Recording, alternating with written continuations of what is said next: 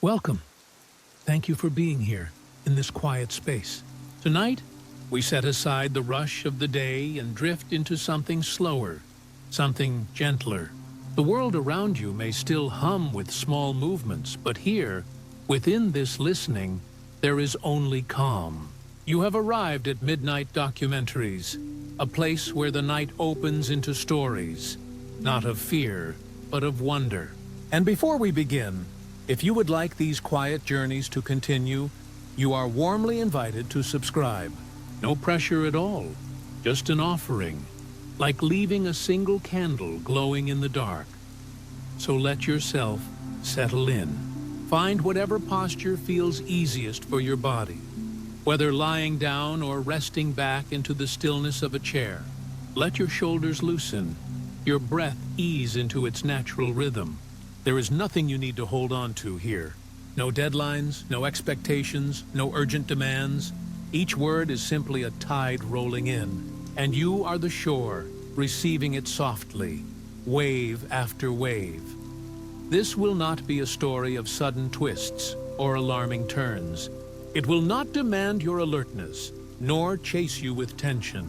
Instead, it will unfold like a river, carrying you gently, allowing you to float if you wish, or to close your eyes and simply let the current move you. Tonight, we begin with a question so vast, so strange, that it almost resists being asked. Why is the universe so quiet? Look up, in your mind's eye, at the canopy of night. Stars scattered like seeds across an endless garden, each one a sun, each one surrounded perhaps by worlds. The numbers suggest that life should be common, and not only life but intelligence, civilizations, voices reaching out into the dark. Yet, when we listen, what do we hear? Silence. A silence deep enough to stretch across billions of years and billions of galaxies. Some call this puzzle the Fermi Paradox. But here, we will not rush to names or definitions. We will simply sit with the wonder. The silence is not empty. It is full of questions. Perhaps those questions are the true treasure. Perhaps the absence of voices is, in its own way, a message. The thought arises, maybe there is something, an unseen sieve, a quiet barrier, that most civilizations cannot pass, a filter, vast and invisible, through which very few ever slip. Perhaps it lies behind us, and we have already crossed it. Perhaps it waits ahead, and few, if any, will survive it. The Great Filter, they call it. But that title need not frighten us tonight. Here it is not a sentence of doom, but a frame for curiosity. What is filtered out, and what remains? What survives the sieve of time, and what vanishes into silence? This documentary is not here to solve that puzzle in sharp, hurried strokes. Instead, it will linger on possibilities, like stones turned over slowly in the hand. We will walk together along the garden paths of speculation, the fragile dawn of life, the delicate balance of societies, the risks of growth, the trials of space, the weight of deep time. We will ask whether the silence hides tragedy, or whether it hides a rare kind of grace, that we, against all odds, are still here. Maybe the Great Filter was at the very beginning, in the improbable chemistry that gave rise to life itself. Maybe it was the leap from single cells to complexity, a leap most worlds never make. Maybe it lies still ahead, in war, in technology, in exhaustion of resources, or maybe it is written into the fabric of the cosmos itself, an ultimate wall we cannot see until we strike it. Maybe it was, maybe it wasn't, maybe it never could be. The words are not conclusions, only gentle branches of thought, swaying in the breeze of possibility. To explore these branches, we will move slowly, carefully, as though walking through an ancient library by candlelight. Imagine shelves of stone, volumes written not in ink but in fossils, isotopes, sediments. Time itself is the editor, deciding which civilizations remain in the record and which are erased.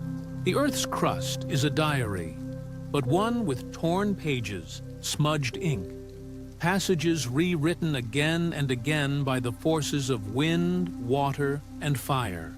To search for traces of civilizations, our own or others, we must remember how fragile those traces truly are. And so, this is not only a story of absence, it is a story of memory and forgetting, a story of how the universe writes and how it erases, and perhaps how in the silence there may still be echoes, faint and waiting, like whispers carried across an endless sea. If your mind drifts as you listen, that is more than welcome. This script is not a test of focus. It is a place to rest your thoughts, to let them meander into sleep if they wish. The great filter, vast as it is, will still be here, unfolding word by word, whether or not you remain fully awake to follow it. Consider the stars again. Each one is a possibility. Each one is a question, and each one is silent. But silence, too, can be soothing. It can be a companion, a reminder that not all mysteries must be solved tonight. Some are meant to be lived alongside, like the steady turning of the earth beneath you now. Perhaps you feel the stillness deepening around you, the weight of the body giving in to gravity, the rhythm of the breath smoothing itself out. The silence of the universe mirrors your own silence. What lies beyond that silence, we do not yet know. But here, in this moment, there is no need to know. The story will continue, through ancient beginnings and fragile futures, through science and speculation, through wonder and reassurance. But for now, we are only at the threshold, standing before the door of a question that has echoed for generations. Why do no voices reach us across such a vast and fertile sky? Now, let us step into the quiet. The question comes gently, as though it has always been waiting at the edges of our thoughts. If the universe is so wide and the stars so many, then where is everybody? It is a question that has lingered for decades, whispered in observatories, pondered in quiet rooms, and dreamt of beneath night skies. It does not arrive with urgency, nor demand an immediate answer. It simply hangs there, like a lantern in the fog, glowing softly. Look again, in the theater of imagination, at the night sky above you. The stars stretch across it in patterns we call constellations, but the truth is even greater. Each point of light is not merely a distant lamp, but an entire sun, and around many of them, planets circle. Some are scorched deserts, others frozen seas, and a few, perhaps, are balanced in that delicate place where water flows and life might emerge. When we count them, not one by one, but by billions upon billions, the arithmetic suggests that life should be abundant. Astronomers have given names to these probabilities. They speak of the Drake equation, a way of multiplying chance upon chance until one arrives at a number. The potential civilizations that might share this cosmos with us. The terms are simple in idea. How many stars are born? How many hold planets? How many of those planets can cradle life? How often life arises? How often it grows intelligent? And how often it reaches out? With even modest estimates, the numbers swell until they seem undeniable. And yet, when we build great radio dishes to listen for voices, what we hear is not a chorus, but an absence. Static, whispers of stars themselves, and nothing more. No signals, no greetings, no grand announcements traveling across the void. Just a profound, unbroken quiet. That quiet has a name: the Fermi Paradox. Enrico Fermi, the physicist, once asked in simple words, if the universe is so old and so vast, and life should be plentiful, Then, where is everybody? It is a child's question in its clarity, and yet it remains unanswered. We might imagine civilizations as lanterns scattered across a great plain. Each one, when lit, would shine, and in time the plain would be dotted with light. But when we look out, we see only our own small lantern glowing, fragile and solitary. No other lights flicker back. Perhaps, the mind whispers, something is wrong with the arithmetic. Perhaps the probabilities we assign are far too generous. Maybe life itself is far more improbable than we dare to imagine. A rare alignment of chemistry, conditions, and chance. If so, then the silence is not strange at all. It is the natural state of the cosmos, and we are the anomaly. We are the candle in a universe of darkness, the single note in a hall of silence. But another thought arises, equally soft, equally persistent. What if life is indeed common? What if civilizations do arise, again and again, and yet they do not last? What if the quiet is not the absence of voices, but the evidence of something larger? A filter, a pattern, a truth that civilizations cannot escape. The silence becomes more than an emptiness. It becomes a riddle.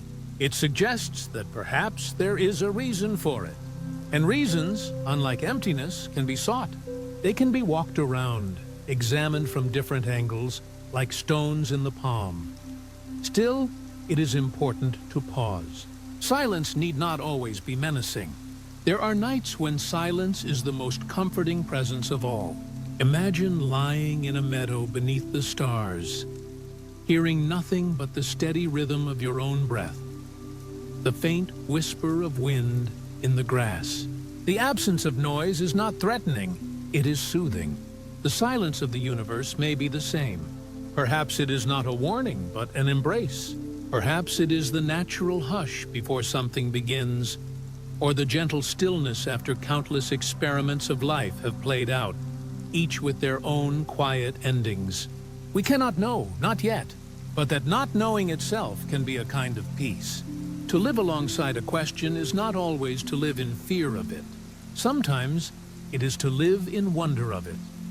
And so the question remains, glowing softly in the night. Where is everybody? If civilizations are common, then we should see traces, hear echoes, glimpse lights across the sky. Yet we do not. If they are rare, then we must cherish the rarity that is our own existence. If they vanish, again and again, then perhaps the silence is telling us that survival is the exception, not the rule. Could something be stopping them? Could there be thresholds so difficult that most cannot cross? Could there be hazards that repeat across worlds again and again, leaving only ashes where once there was light? These thoughts unfold slowly, not as alarms, but as invitations.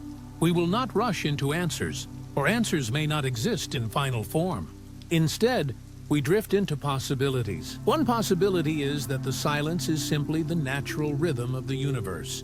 Another is that it is shaped by unseen filters. And another still is that it is neither warning nor puzzle, but an uncarved canvas, waiting for us to add our own brush strokes.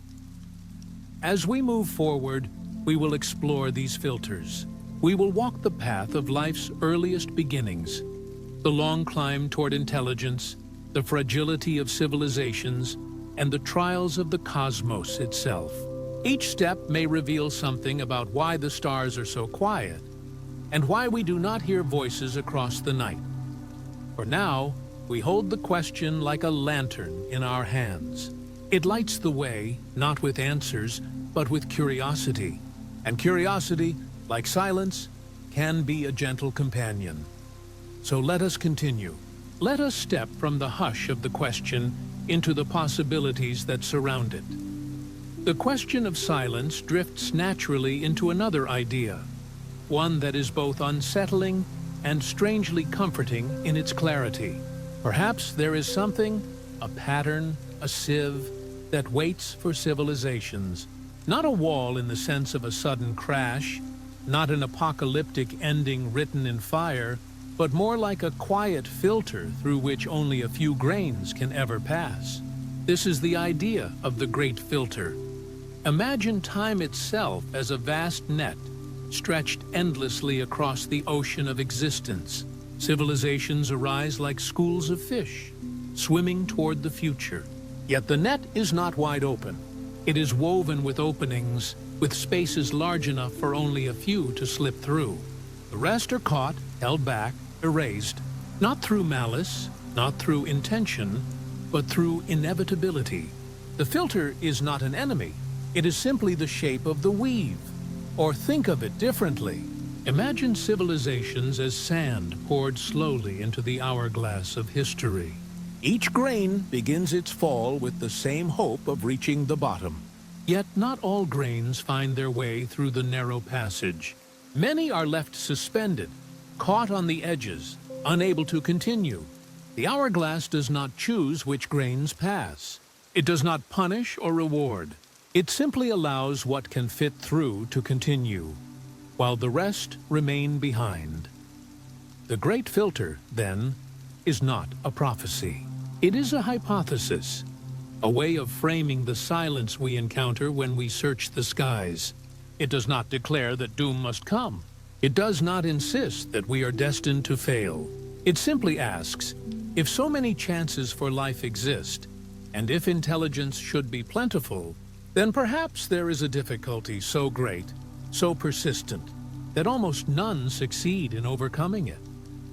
This difficulty, this filter, could lie behind us. It could be that the improbable steps which brought life into being on Earth are almost never repeated elsewhere. Perhaps the leap from chemical soup to self-replicating molecules is an event so rare that we are alone, or nearly so, in the whole galaxy. If that is true, then the silence is not a warning but a reassurance.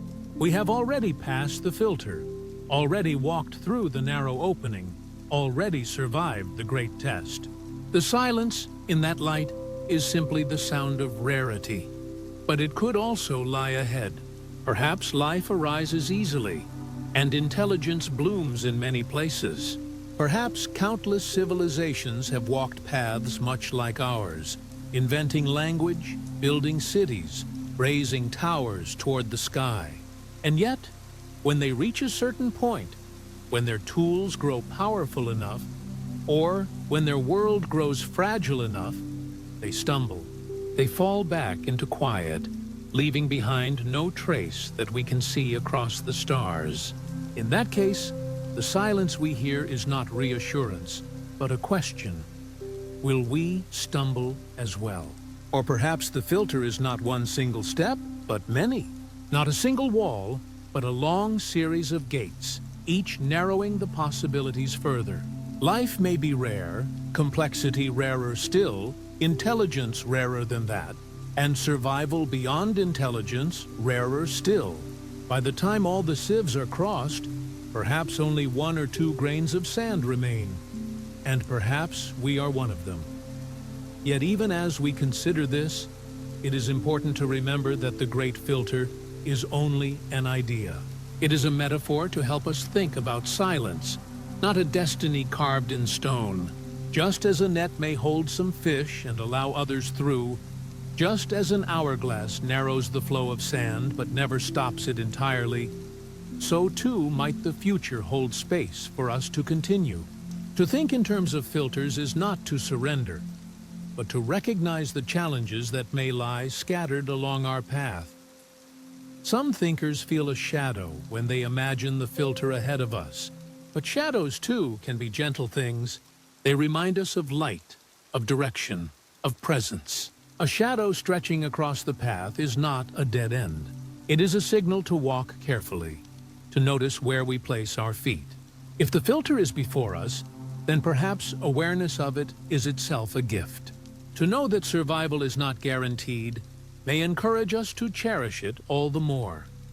And if the filter is behind us, then the silence of the universe may be telling us something extraordinary, that we are rare, fragile, and perhaps almost alone. Not in the sense of abandonment, but in the sense of uniqueness. In that view, the silence is not threatening. It is reverent, like the hush of a cathedral holding a single flickering candle. The idea of the great filter does not give us final answers. It cannot tell us exactly where the filter lies, or whether it is singular or many, or whether we have already passed it or must still face it. But it gives us a frame, a way of looking at the night sky with fresh eyes. Instead of asking only, "Where is everybody?" we can also ask, what might prevent them from being here? What does survival require? What thresholds must be crossed? And why do so few cross them? The filter, then, is not a prophecy of doom. It is an invitation to humility. It reminds us that our existence is not guaranteed, that civilizations may be more fragile than they appear, that time itself erases as much as it preserves. It asks us to be cautious, to be grateful, to be curious. And in doing so, it offers comfort as well as challenge. So let us hold the metaphor gently, like a seashell pressed to the ear. In its curve, we may hear the sound of ocean waves, or perhaps only the echo of our own blood moving quietly within us. The filter is like that, a shell in which silence speaks, yet does not command. And now, having touched this idea, let us step further. If there is a great filter, then where might it rest? Is it hidden in the deep past, in the fragile dawn of life? Is it woven into the present, in the challenges that civilizations face as they grow? Or does it wait in the future among the stars, where distance, time, and cosmic hazards guard the gates? Let us explore where it might rest. If the great filter is a sieve through which civilizations must pass, then the universe is not a single straight road, but a garden of branching paths. Each civilization, each world, begins its journey along one trail beneath the same canopy of stars. And as the trail winds forward, it divides. It splits into choices, into thresholds, into fragile balances that can tilt toward flourishing or toward silence. Picture it, a vast cosmic garden at night. The paths are not paved with stone, but with time. They glow faintly under starlight, stretching outward in all directions. Some wind gently and vanish into the shadows. Others rise steeply like stairways, difficult but passable. A few lead to wide clearings filled with light. Each civilization walks this garden, step by step, uncertain of what lies around the bend. The first paths are always the same. The spark of life, the gathering of molecules into something more than chemistry, the fragile emergence of organisms that can grow, adapt, and endure. Many trails end here, almost before they begin. The soil is too barren, the air too harsh, the balance too delicate. But sometimes life persists. It steps onto the next path, the one that winds through eons of simplicity. For billions of years on Earth, life remained at this stage, single cells floating in seas, reproducing, dividing, carrying on without rush. The path of complexity lay ahead, but for the longest time, no footfalls approached it. And then, slowly, cells learned to cooperate. They formed alliances, structures, colonies, until the path of multicellularity opened. That threshold, once crossed, led to forests, animals, wings, eyes, minds. But how many worlds, we wonder, lingered forever at the simpler stage? How many never stepped onto the branching path that led to beings who could ask questions of the stars? Every threshold narrows the journey. To cross one is not inevitable. It is chance layered upon chance, balance layered upon balance. Intelligence itself may be only one of many possible trails, and not the most favored. Evolution rewards survival, not wisdom. The dinosaurs ruled for ages without building telescopes. The jellyfish have endured 500 million years without writing stories. The path to intelligence may be narrow, and many civilizations may never find it. And yet, here we are, which means at least once, the steps aligned. We walked the path from spark to complexity, from animal to thinker, from hunter to dreamer. Maybe that means we have already crossed immense challenges. Perhaps the most unlikely thresholds are behind us, and our continued survival is not as fragile as it feels. But the garden stretches on, and ahead, the paths diverge again. Some lead to harmony, where civilizations learn to balance growth with sustainability, to temper ambition with care. Others lead to imbalance, where the hunger for more energy, more territory, more speed, strains the fabric until it tears. Some paths carry civilizations toward the stars, sending ships and signals outward. Others bend inward, collapsing back into silence. If we could rise above this garden, like a bird gliding on quiet wings, we might see a pattern. Countless trails ending early, vanishing into dark, a few reaching further, glowing longer, and perhaps only a rare handful stretching all the way toward futures we can barely imagine. The silence we hear when we look into the sky may be the evidence of this garden. We may be standing on one of the rare paths that stretches further than most, or we may be standing at a fork where many before us faltered. We cannot yet know, but uncertainty itself can be gentle. It allows us to imagine.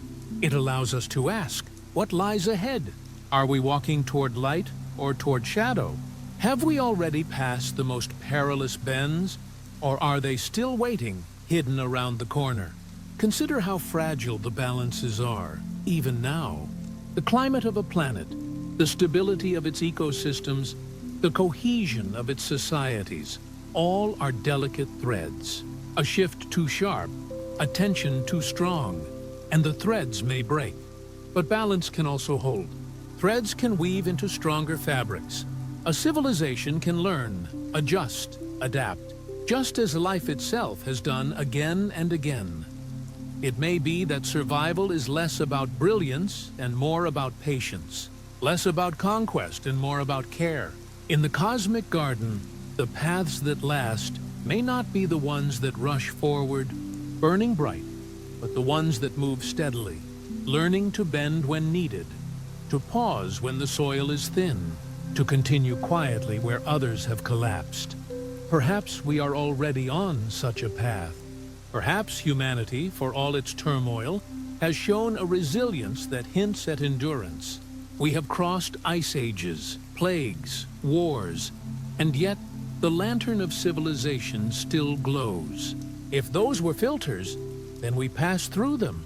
If more lie ahead, then awareness may guide us. The path is not fixed. It is shaped by the steps we take.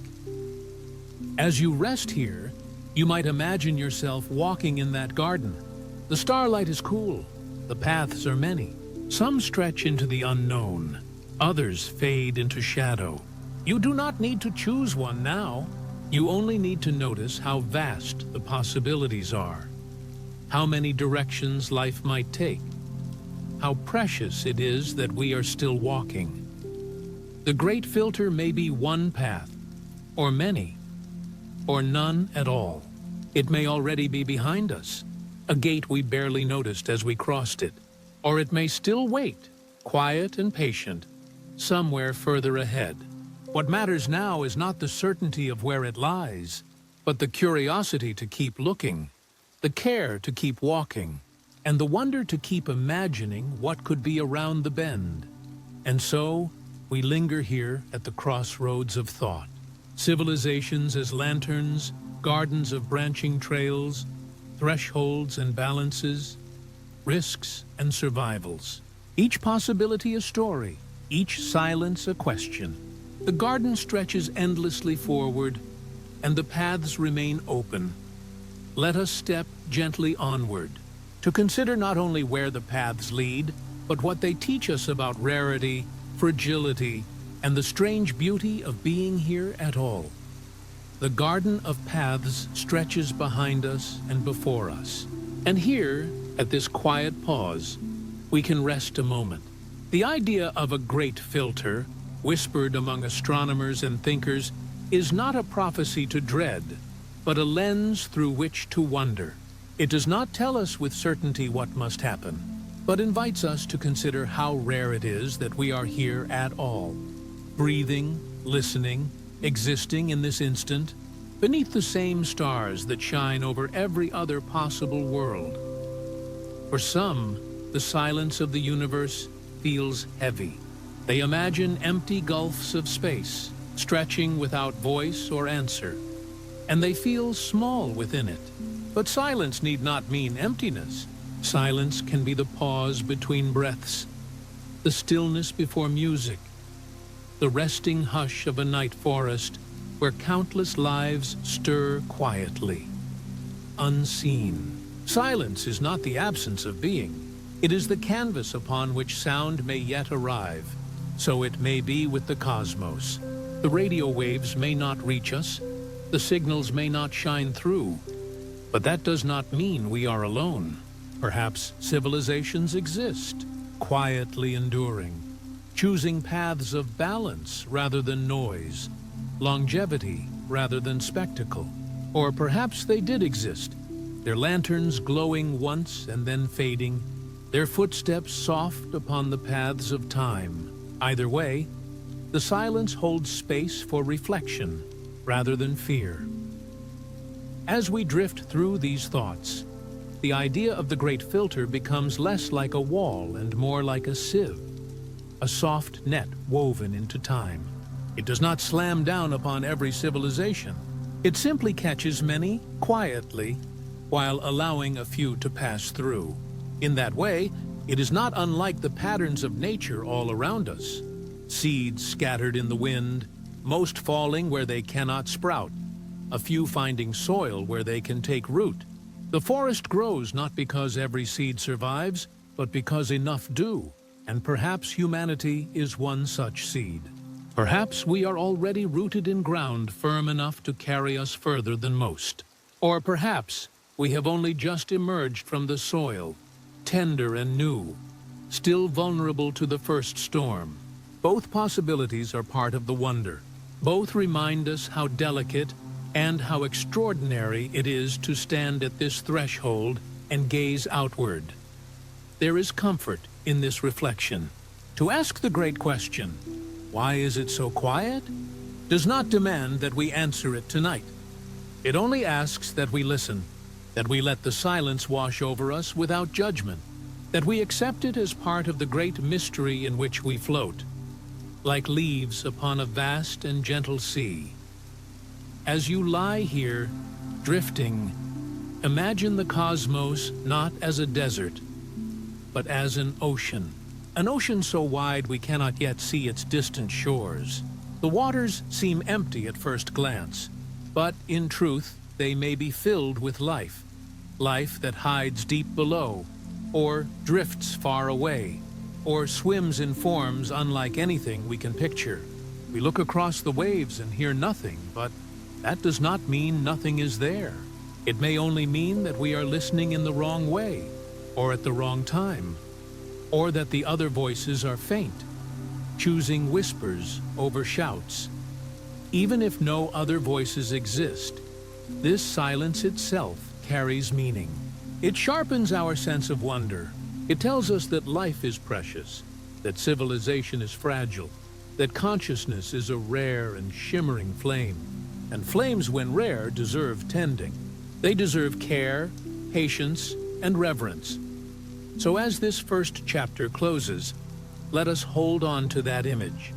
Silence not as emptiness, but as potential, a pause, a resting note, a still night beneath the stars.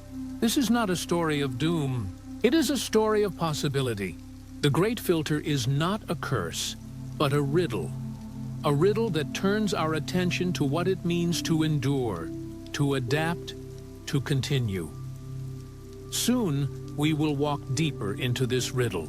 We will visit the earliest gates of existence, the fragile steps where chemistry first leaned toward biology, where molecules first reached for life. We will ask, Could the first great filter lie there in that hidden transition? Is the rarest miracle not the survival of civilizations, but the very birth of life itself? But tonight, in this moment, it is enough to simply wonder, to know that we are here against staggering odds, and that awareness itself is a gift. Each breath you take is part of that improbable chain, stretching back through time to the very first flickers of being. Each quiet thought is part of a tapestry woven through billions of years. That is not cause for dread. That is cause for awe. Let your thoughts soften now, as if they were leaves settling onto water. The current will carry them where it must. The questions will wait for us, patient and kind, ready to be explored when we continue our journey. For now, rest in the hush of this cosmic garden. Rest in the quiet, knowing that silence itself is a form of music, slow and eternal. The stars above are not impatient. The universe does not hurry, and so neither must you.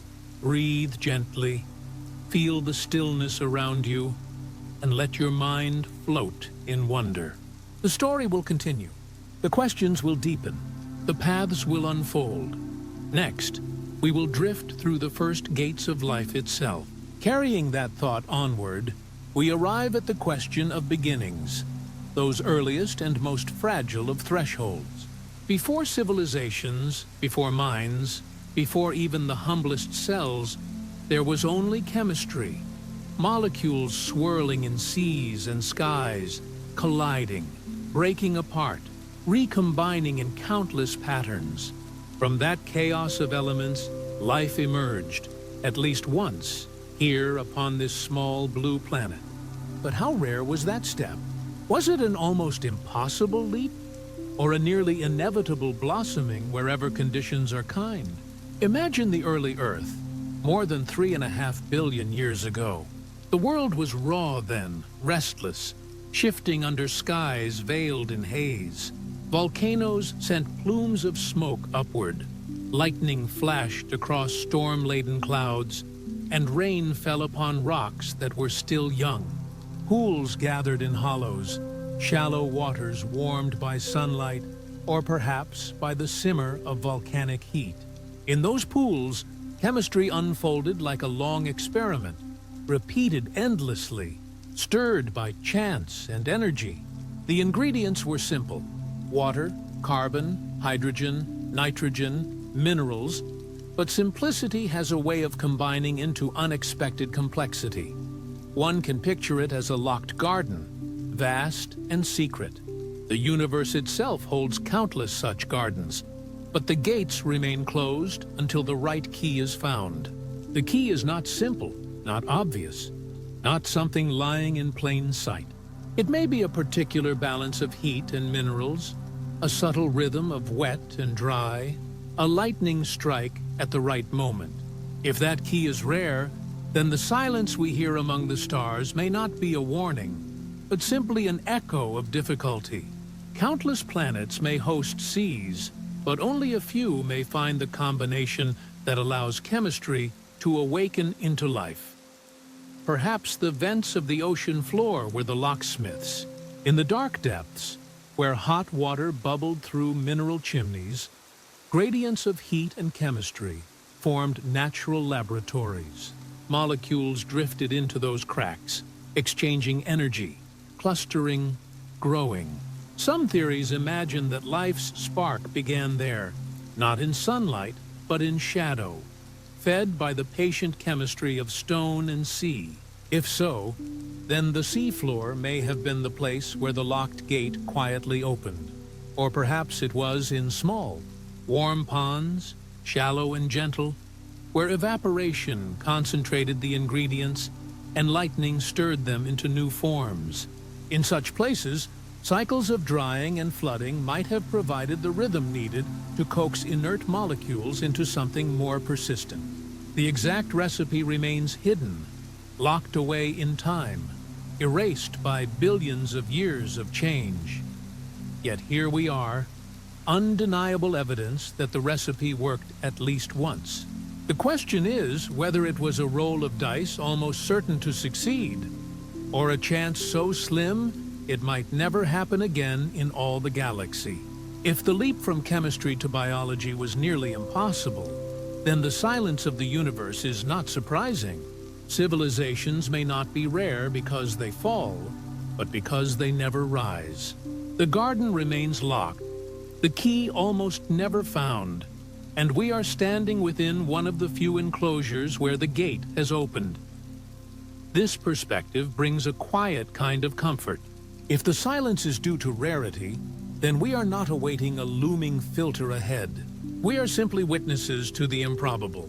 We are not latecomers on a path strewn with dangers, but rare blossoms in a field where few seeds ever sprout.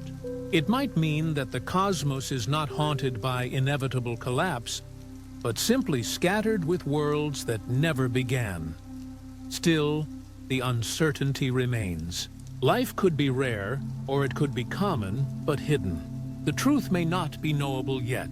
We only know what this Earth has shown us, that beginnings are possible, that chemistry can lean toward complexity, that molecules can organize themselves into cells that persist and adapt. Whether that step is common or rare, it marks the first and perhaps the greatest filter, the first gate on the long road from silence to civilization. You, drifting now, might think of how many gardens may lie unopened. Stars host planets by the trillions. Many of those planets lie in zones where liquid water could flow. But water alone is not a key. A world may have oceans stretching for eons, and yet remain lifeless. A silent blue or green marble drifting endlessly. Only when the right key fits the right lock does the garden stir. Does the first root push into soil? Does the first cell divide? It is humbling to imagine how many worlds may lie quiet, because that first step never happened. The silence may not be ominous at all. It may simply be the quiet of unopened doors, a hush where no voices ever rose. And that hush, rather than frightening, can be calming. It means our being here is not inevitable. It is a gift, an exception, a marvel. But beginnings, fragile as they are not the whole story. Even if the gate is rare, opening it is only the first threshold. Beyond that lies the long road of persistence, of surviving asteroid impacts, ice ages, volcanic winters. Beyond that lies the leap from simple cells to complex ones, from chemistry that endures to life that imagines. The rarity of beginnings may explain some of the silence, but it cannot explain it all. If the cosmos is a locked garden, then it holds many gates, not only one. Soon, we will wander among those later gates. We will ask whether complexity itself is another filter, or whether intelligence is rarer still. But for now, we rest at this first threshold, considering the improbability of beginnings. The pools, the vents, the flashes of lightning, the slow patience of minerals, all combining to create the first spark. From there, everything else has flowed. Forests, oceans, mountains, civilizations, and you, resting in the quiet of this night. The silence of the stars may be the silence of unopened gardens, but the fact that one gate has opened here is reason enough to wonder, to marvel, to listen gently. Beginnings are rare but not impossible, and from beginnings, stories unfold. But beginnings are only the first threshold. Now, let us drift further into the long patience of life, into the vast epochs when simplicity was the reigning form and complexity was but a hidden possibility. The story of beginnings had already unfolded. Chemistry had become biology. The locked garden had opened. The first cells had appeared. Yet once that threshold was crossed, life did not rush forward into forests and animals and mines. It lingered quietly for billions of years. Imagine the early seas after life's first stirrings. They were not filled with fish or corals or colorful reefs, but with a near-invisible haze of single-celled organisms. Tiny, simple, resilient, they floated in the waters, dividing, consuming, surviving. Age after age passed, continents shifted, climates warmed and cooled, and still the world remained a microbial planet. Life was present, yes, but it was not yet complex. It was a whisper, not a symphony. Scientists sometimes call one stretch of this era Earth's boring billion. For nearly 1,000 million years, life changed little in outward appearance. Single cells endured, but multicellular beings, creatures made of many cooperating cells, did not yet take hold. It was a time of waiting, of repetition, of patient persistence. The oceans were alive, yet if we could peer into them, we might not have noticed much difference from 1 century to the next, 1 million years to the next. This patience tells us something important. The leap from simple cells to complex ones is not guaranteed. Not quick, not easy. It may require not just the presence of life, but the right sequence of accidents, the right pressures, the right innovations of nature. The great filter might lurk here, hidden in the long pause between beginnings and bloom. Consider how extraordinary complex cells truly are. They are not just bags of molecules reproducing alone, but intricate communities within a single boundary. They carry structures, powerhouses, libraries of information, even tiny factories folded into their walls. To form such a cell required one of the strangest events in evolutionary history: the merger of once separate organisms, a kind of biological alliance so unlikely it may have happened only once in all of Earth's history. One cell engulfed another, not to consume it, but to live alongside it. And that alliance became the basis for all complex life thereafter. If that merger was a rare accident, then perhaps most worlds never experience it. Perhaps countless planets remain microbial forever. Seas of single-celled life, enduring patiently until their stars burn out. You can imagine such worlds. Oceans filled with a living haze, but never forests, never animals, never civilizations. They would be alive, but quiet, lacking the complexity needed to reach for the stars. The silence we hear may not be because life is absent, but because life is simple almost everywhere. The universe could be full of cells, yet empty of voices. And yet, on Earth, something changed. After the long wait, complexity did emerge. The alliances between cells gave rise to multicellular creatures, and for a while those too lingered as small and modest forms. Then, around 540 million years ago, came what we call the Cambrian explosion, a sudden and dazzling bloom of diversity. In a geological instant, life leapt into forms of astonishing variety. Eyes, shells, skeletons, limbs, predators, prey. The seas filled with creatures of strange design, some ancestors of today's animals, others evolutionary experiments that left no descendants.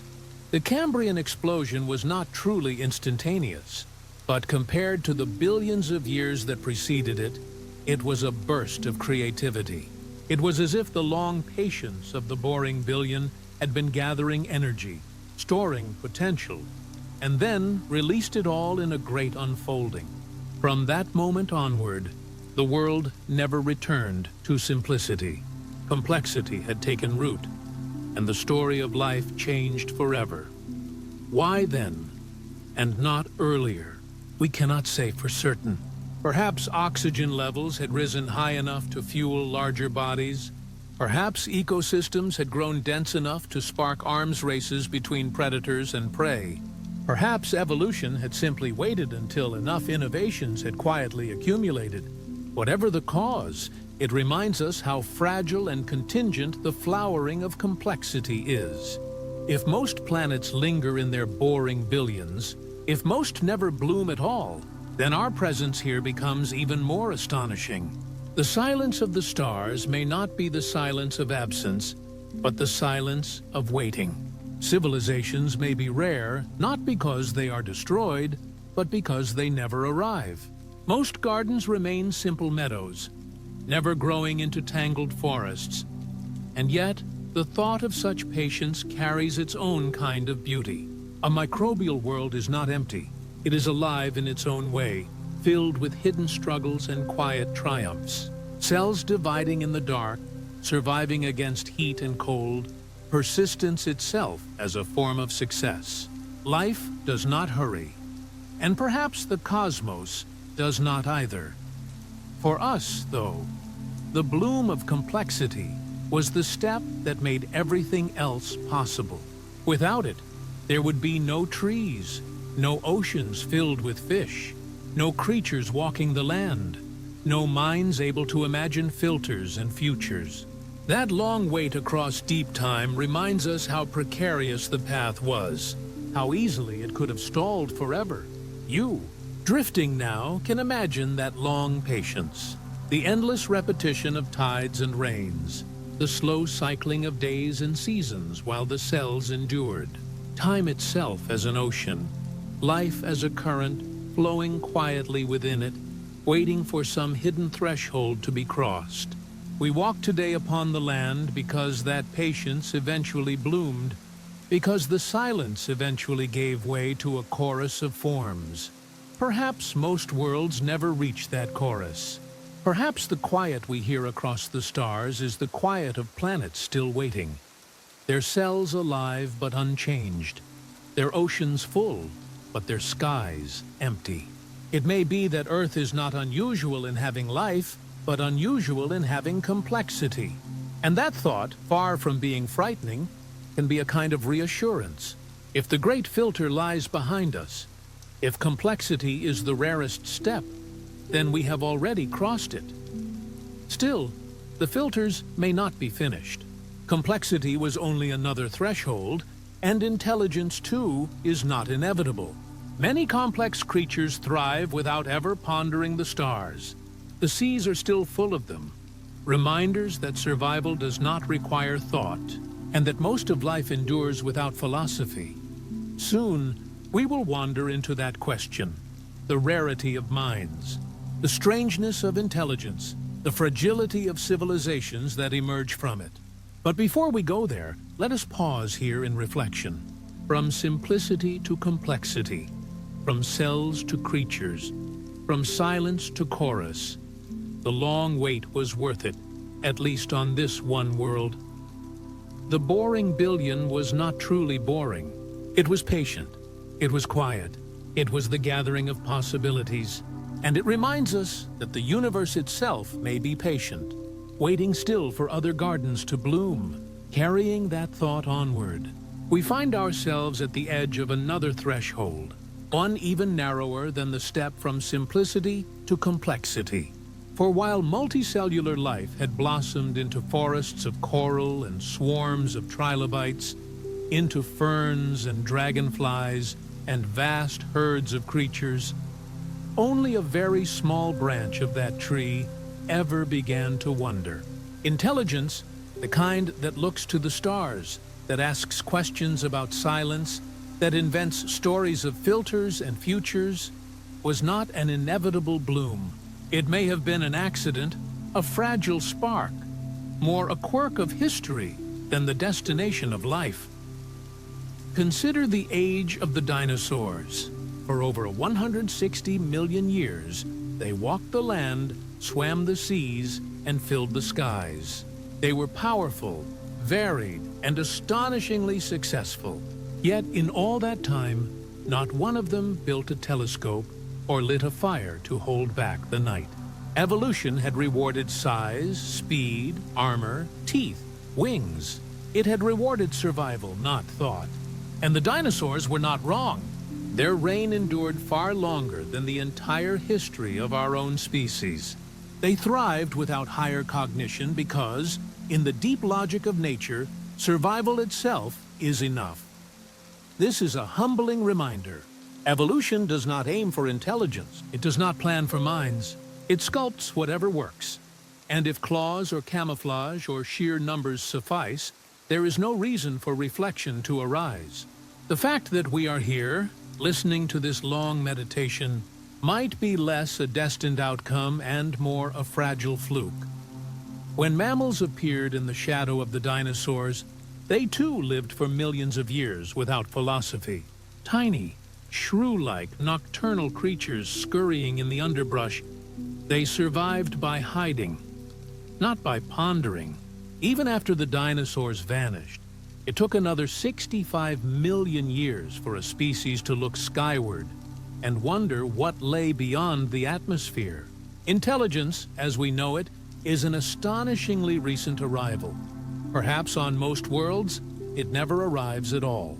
A planet might host forests of giant creatures, oceans alive with predators and prey, skies filled with winged beasts, but no one to tell their stories, no one to imagine what lies beyond the horizon.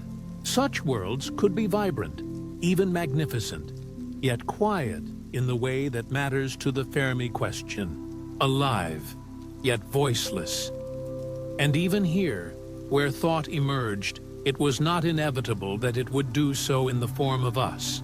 A small shift in climate, a different asteroid impact, an extinction event delayed or hastened by a few million years, and the line that led to humans might never have taken root. Another creature, or perhaps none at all, might have walked the long road to self-awareness. When we trace the history of our own intelligence, we find contingency layered upon contingency. The growth of larger brains may have been tied to social living, to the challenges of cooperation and competition.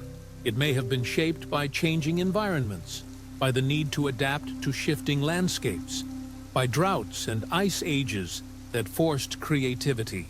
It may even have been sharpened by accident, by the pressures of luck as much as logic. Each of these factors could have been absent on another world. Each could have tilted the story away from minds that ask questions.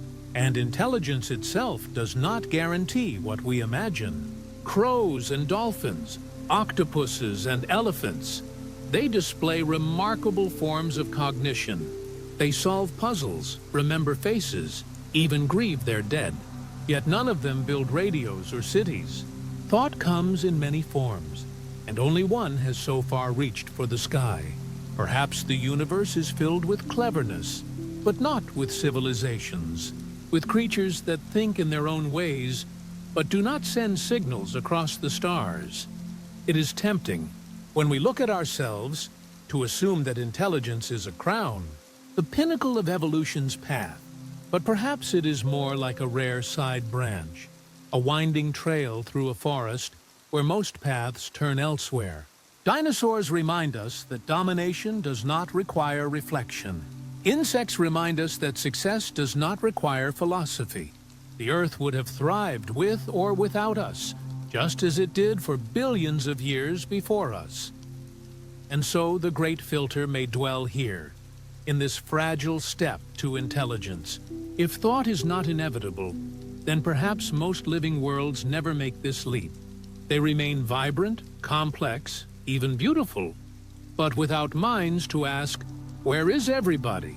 The silence of the stars would then be explained not by destruction, but by absence. Civilizations may be rare, not because they fail, but because they never begin. You, drifting now, can feel the weight of this contingency.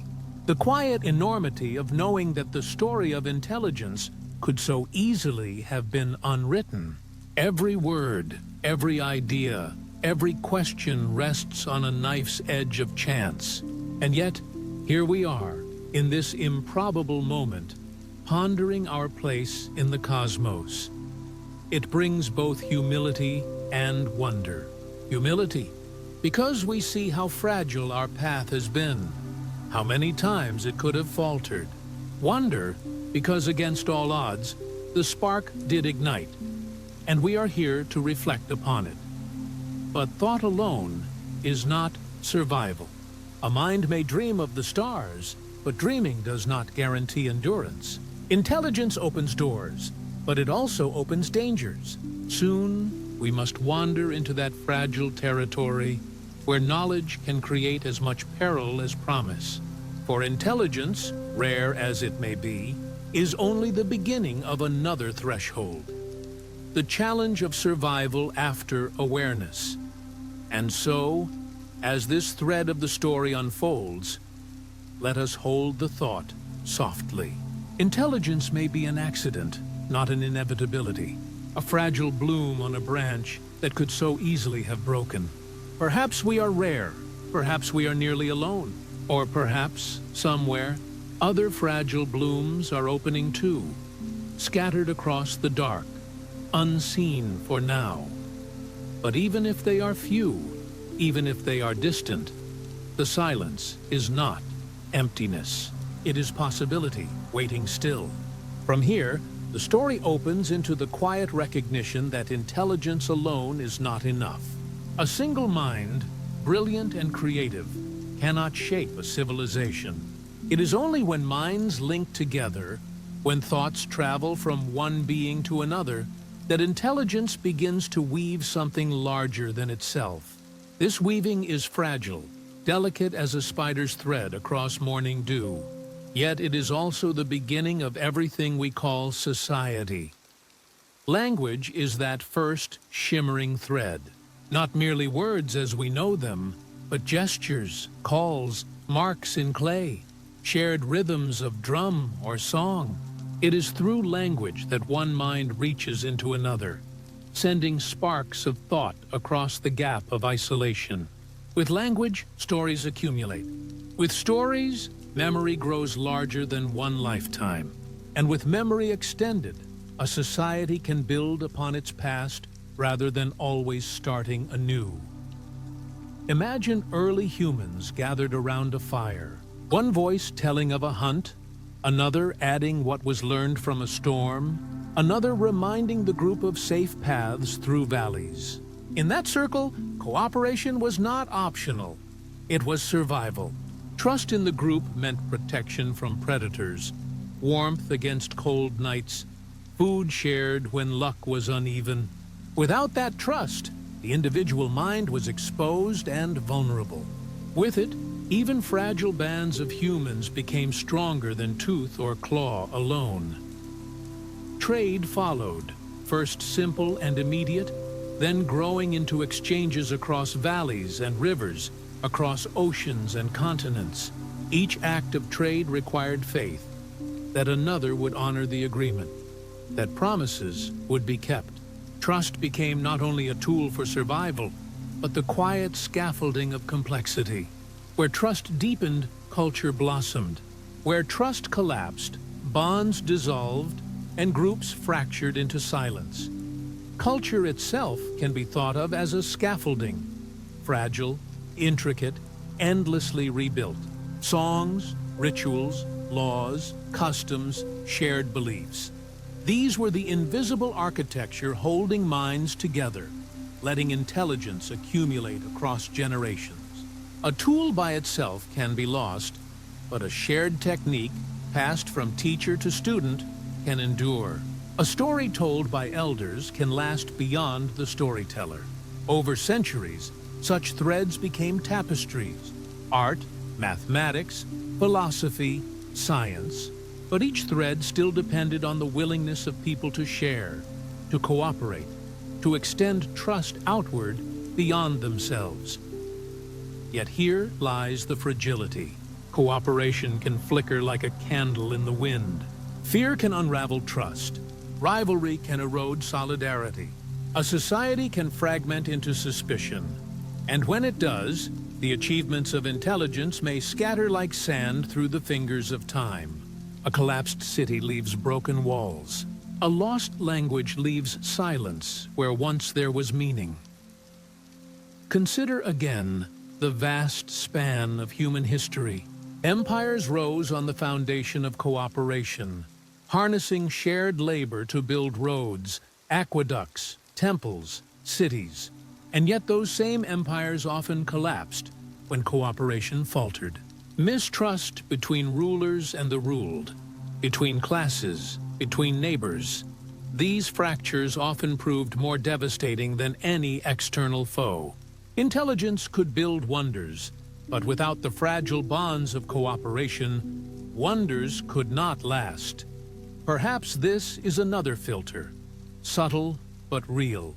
Intelligence may bloom rarely, but for that bloom to expand into a civilization, cooperation must endure across generations. If it breaks too often, the flame of progress sputters, restarting endlessly at the same level, never reaching the point where voices can leap into the cosmos. Civilizations might rise briefly, like sparks flaring in dry grass, only to dim when bonds fray. You, drifting now, can almost sense the precariousness of it. The way cooperation rests on invisible agreements, on trust given without guarantee, on a shared sense of us rather than only me. It is delicate, and yet it is what allows a species to stand together at the edge of possibility. Some speculate that cooperation at scale is the true rarity, not life itself, nor even intelligence. It may be easier for a mind to think than for many minds to act in concert. Perhaps the universe is filled with solitary thinkers who never formed societies, or with small bands that never bridged their divisions. If so, the silence of the stars would be explained not by catastrophe, but by disunity. Still, fragility is not weakness. A spider's web can break, but it can also be rebuilt. Human history, filled with collapses, is also filled with recoveries. Languages lost gave way to new ones. Broken empires gave way to new arrangements. Trust, though fragile, can be rekindled, and each time it returned, it allowed intelligence to rise again, a little stronger, a little broader, like waves returning to shore. Civilizations rise, but can they endure? That is the question whispered through time, through each fragile bond of cooperation, through every alliance and every betrayal. The answer is not yet clear, and perhaps never certain, but it is in the uncertainty that the story continues, for endurance is not granted. It is practiced moment by moment, bond by bond. Soon, we will wander into that territory. Civilizations not only rising, but striving to remain. For survival at scale brings new challenges. Scarcity, conflict, the weight of knowledge itself. But before we arrive there, it is enough to pause with this thought. Intelligence requires societies, and societies require bonds as delicate as silk, yet as necessary as breath. Without them, thought remains only thought. With them, the story of civilization begins to unfold. Carrying that thought onward, let us look back across the thresholds we have wandered through, each one delicate, each one improbable, yet each one already crossed. From the first quiet spark of chemistry stirred into the miracle of life, to the long patience of single cells waiting through eons of stillness, to the sudden flowering of complexity in ancient seas, and finally, to the unlikely leap of intelligence and the fragile web of cooperation. It is astonishing that we stand here at all. Perhaps this is the quiet secret hidden within the silence of the stars. It might not be that civilizations are doomed to fall before they can speak across the void, but that the very journey to reach our own beginning was so rare that almost no one else has walked it. If the great filter lies behind us, then every breath you take is proof of survival, a sign that against all odds, Earth has crossed the gates that hold most worlds in stillness. The rarity of beginnings is one possibility. If the leap from chemistry to biology is nearly impossible, then most planets remain quiet gardens of stone and water. They may have oceans, winds, clouds, even lightning flashing across their skies, but nothing that gathers into the fragile spark of self-sustaining life. We might be rare keys turned in a locked universe, a secret passage opened only once in a trillion tries. And even if beginnings are not impossible, perhaps complexity is. Billions of years passed on Earth before multicellular life found its footing. Imagine countless other planets where life lingers eternally as single cells, thriving in their simplicity, enduring for eons without ever blossoming into forests, wings, eyes, or voices. The silence would not be hostile. It would simply be the patient hum of small lives, content to remain small forever. Or perhaps intelligence is the fragile step. On Earth, intelligence is not the rule, but the exception. For hundreds of millions of years, dinosaurs ruled without need for higher thought. For billions more, countless creatures thrived with no hint of philosophy or science. Intelligence may be less a destiny than an accident, a branching path almost never taken. If so, the silence becomes understandable. We are not waiting for voices that never come. We are already the rare voice, speaking into an ocean that may never answer. And even beyond intelligence lies cooperation, as delicate as lacework. If societies falter before they can stabilize, then sparks of thought may flare briefly and then vanish. Civilizations collapsing before their voices can carry beyond the horizon of their world. If humanity has endured long enough to tell its story, then perhaps we have already outlasted countless others who never held together. It is a humbling possibility. The silence of the stars may not be a warning of doom to come, but a gentle reminder that we are already extraordinary survivors. To exist here and now is to be standing beyond thresholds that most worlds never cross. The quiet sky above may not say, "You will not last," but instead whisper, "You are rare." For you, drifting now, there is comfort in that thought. Every breath, every heartbeat, every quiet thought of wonder belongs to a chain of survival so unlikely that its very existence is a kind of miracle.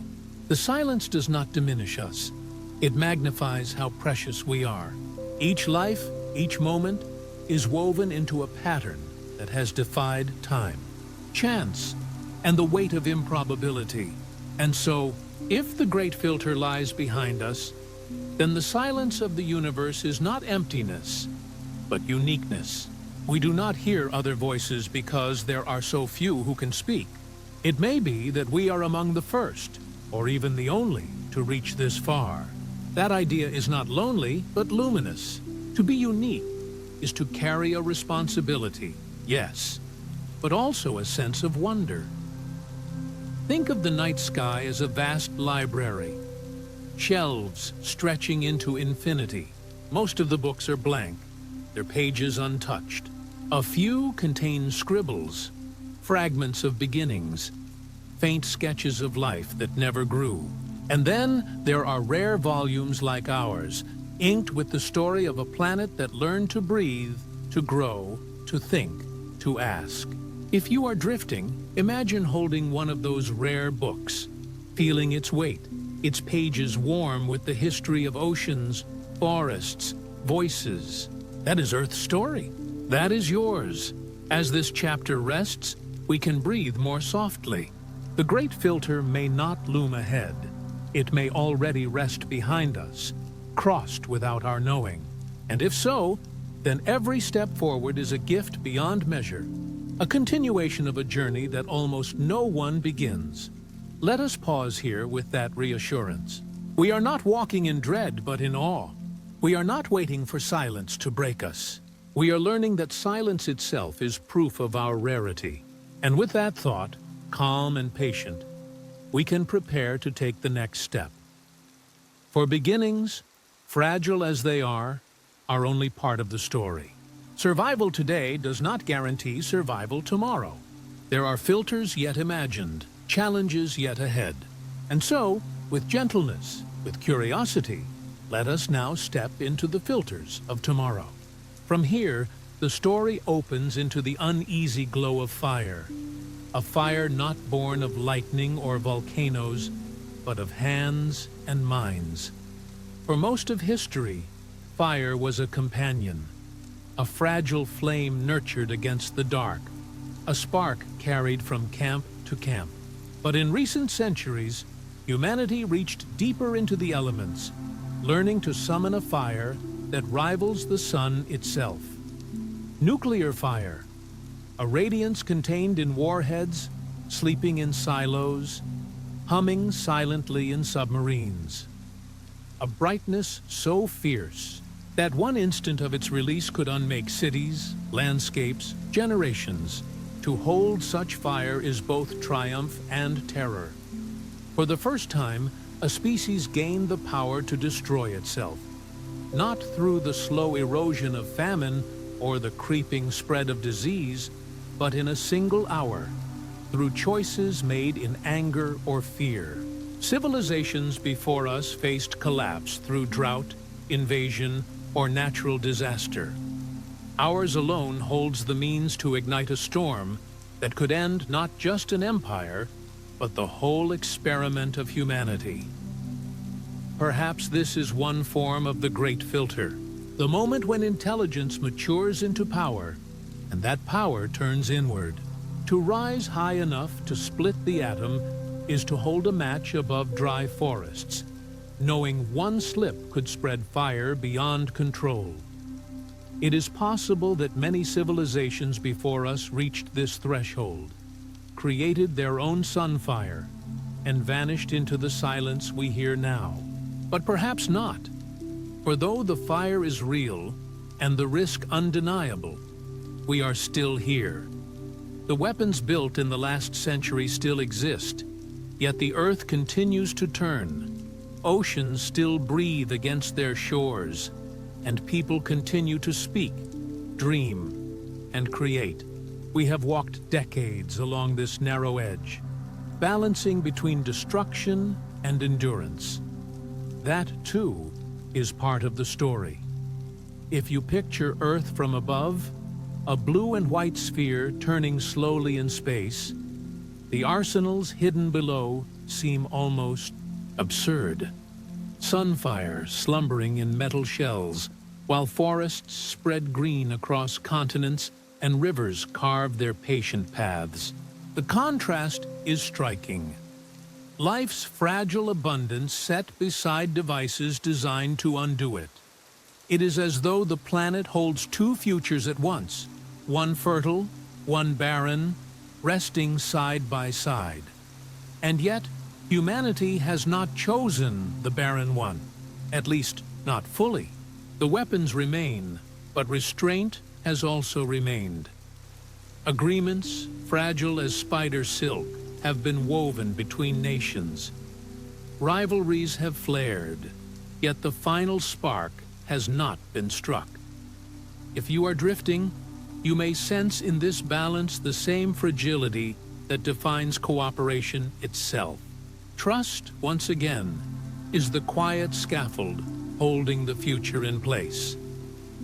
Perhaps this is what every civilization must face when intelligence and power converge. A trial by fire, where endurance depends less on brilliance than on restraint, less on conquest than on patience. A civilization that fails the trial burns too soon, its voice never leaving its world. A civilization that endures learns something deeper, that true survival is not found in the sharpness of its weapons, but in the gentleness of its choices. There is reassurance in remembering how long we have already walked this line. Decades have passed since the fire was first released, and though moments of fear have come, the final catastrophe has not. Humanity is imperfect, but perhaps imperfection includes the capacity to pull back from the edge again and again when destruction tempts. Still, the possibility remains. Weapons sleep, but they can wake. Conflicts simmer, and trust can fray. The great filter, if it waits here, is not yet behind us. It is still a question mark, still an open path. And that uncertainty is what makes the silence of the cosmos so haunting. If other civilizations reached this point, did they falter? Did they ignite the fire at their own hands, leaving nothing but ashes where once there were voices? Or, perhaps most, never reached it at all. Perhaps intelligence itself is so rare that only a handful have ever grasped the atom's heart, and among those, some endured while others fell. If that is true, then our presence here, listening now, is already evidence of endurance. We have not burned ourselves away. Not yet, as we drift further. It is worth seeing this not only as a risk, but as a reminder. To hold the sun in our palms is to glimpse both our fragility and our strength. Fragility, because one mistake could unmake us. Strength, because for all these years we have chosen, however narrowly, not to make it. The silence of the stars may mean many never found this balance. But here we are, alive, still shaping, still dreaming. That, in itself, is a kind of quiet triumph. And though the fire remains, so too does the possibility of learning how to carry it without being consumed. Soon, we will look at another layer of the present, the ways in which not only fire, but the very technologies we cherish may test us. For civilizations may falter not only through violence, but through the unintended consequences of their own creations. Yet before we step there, let this thought rest softly. We have endured so far. The story continues, and so do we. Carrying that thought onward, the story unfolds into another trial, quieter than fire, yet no less profound. For if weapons of destruction show us how swiftly a civilization can burn, the subtler trap lies in the very tools created to solve problems. Technology has always been a double-edged companion. Each invention, each device, each harnessing of nature's laws carries both promise and peril. The wheel makes journeys easier, but it also carries armies faster. The loom multiplies cloth, but it also demands forests cut for timber and rivers bent for power. As intelligence matures, the tools grow sharper. Fire, once nurtured in hearths, was reborn in engines and furnaces. Metals pulled from stone reshaped landscapes, fueled empires, altered skies. Inventions rise to answer human needs. How to travel, how to heal, how to speak across distance. Yet each solution births new dilemmas, weaving a web of unintended consequence. A machine that plows fields more deeply also erodes the soil. A medicine that cures may, in time, create resistant strains of illness. Each gift is twinned with its shadow. Perhaps this, too, is where many civilizations stumble. Technology races forward faster than wisdom. Tools multiply before foresight has caught up. The result is not always a sudden flash of destruction, but a gradual trap, a spiral of dependence and risk. A society may build so quickly that it fails to see the roots it is severing, or the fragilities it is creating beneath its own weight. In our time, the names of these risks shift. Artificial intelligence, biotechnology, nanotechnology. Tools powerful enough to reshape life itself, to alter the very substrate of thought, to unlock doors evolution never opened. Each carries promise, a cure for disease, an end to scarcity, new forms of knowledge, and yet each carries peril. An artificial mind, if misaligned, might choose paths alien to our survival. A strand of engineered DNA might slip beyond containment. tiny machines might spread in ways never intended. If you are drifting, you might imagine this not as fear, but as balance. Picture a scale suspended in silence. On one side, the promise of flourishing. On the other, the risk of collapse. Every invention adds weight to both sides, and the scale trembles, searching for equilibrium. A small shift, unseen at first, may tip the whole structure. It is possible that across the cosmos, this pattern repeats. Civilizations invent themselves into silence, not through fire, but through cascade. One innovation sparking consequences too tangled to contain. Not a dramatic ending, but a slow unraveling. Perhaps a world perfects its machines, but loses control of their direction. Perhaps it masters genetic tools, but unleashes plagues it cannot cure. Perhaps it creates abundance, yet hollows out its ecosystems in the process. Progress and peril, entwined so tightly that to pull one thread is to tug the other. And yet, to see only peril is to miss the other half of the truth. For technology is also the reason we endure as long as we do. Medicines that ease suffering, communication that binds the world together, knowledge preserved and multiplied beyond any single lifetime. Without tools, humanity might never have survived the storms, the winters, the uncertainties of existence. The trap is real, but so is the gift. The question is whether balance can hold, whether foresight can keep pace with invention, whether wisdom can grow as quickly as capability. These are the questions whispered in the silence of the stars. Perhaps the absence of voices is not because intelligence never arose, but because foresight never bloomed quickly enough. Tools were built faster than trust, faster than understanding, faster than the capacity to see where each path leads. There is a certain humility in acknowledging this. We cannot know for certain how other civilizations fared, if they existed at all. But we can imagine the fragility. Countless worlds inventing, creating, reaching higher, and then faltering when their own tools outran their ability to guide them. A silence not of war, but of unintended consequence. Still, we must also note where we are. Our tools are vast, but we are still here. Machines run, but they have not yet replaced the hand that built them. Genes are studied, but life still flourishes. Risks exist, but so too does caution, debate, reflection. Humanity has not yet fallen into silence. The path is narrow, but it remains open. If you find your thoughts wandering now, let them drift into an image.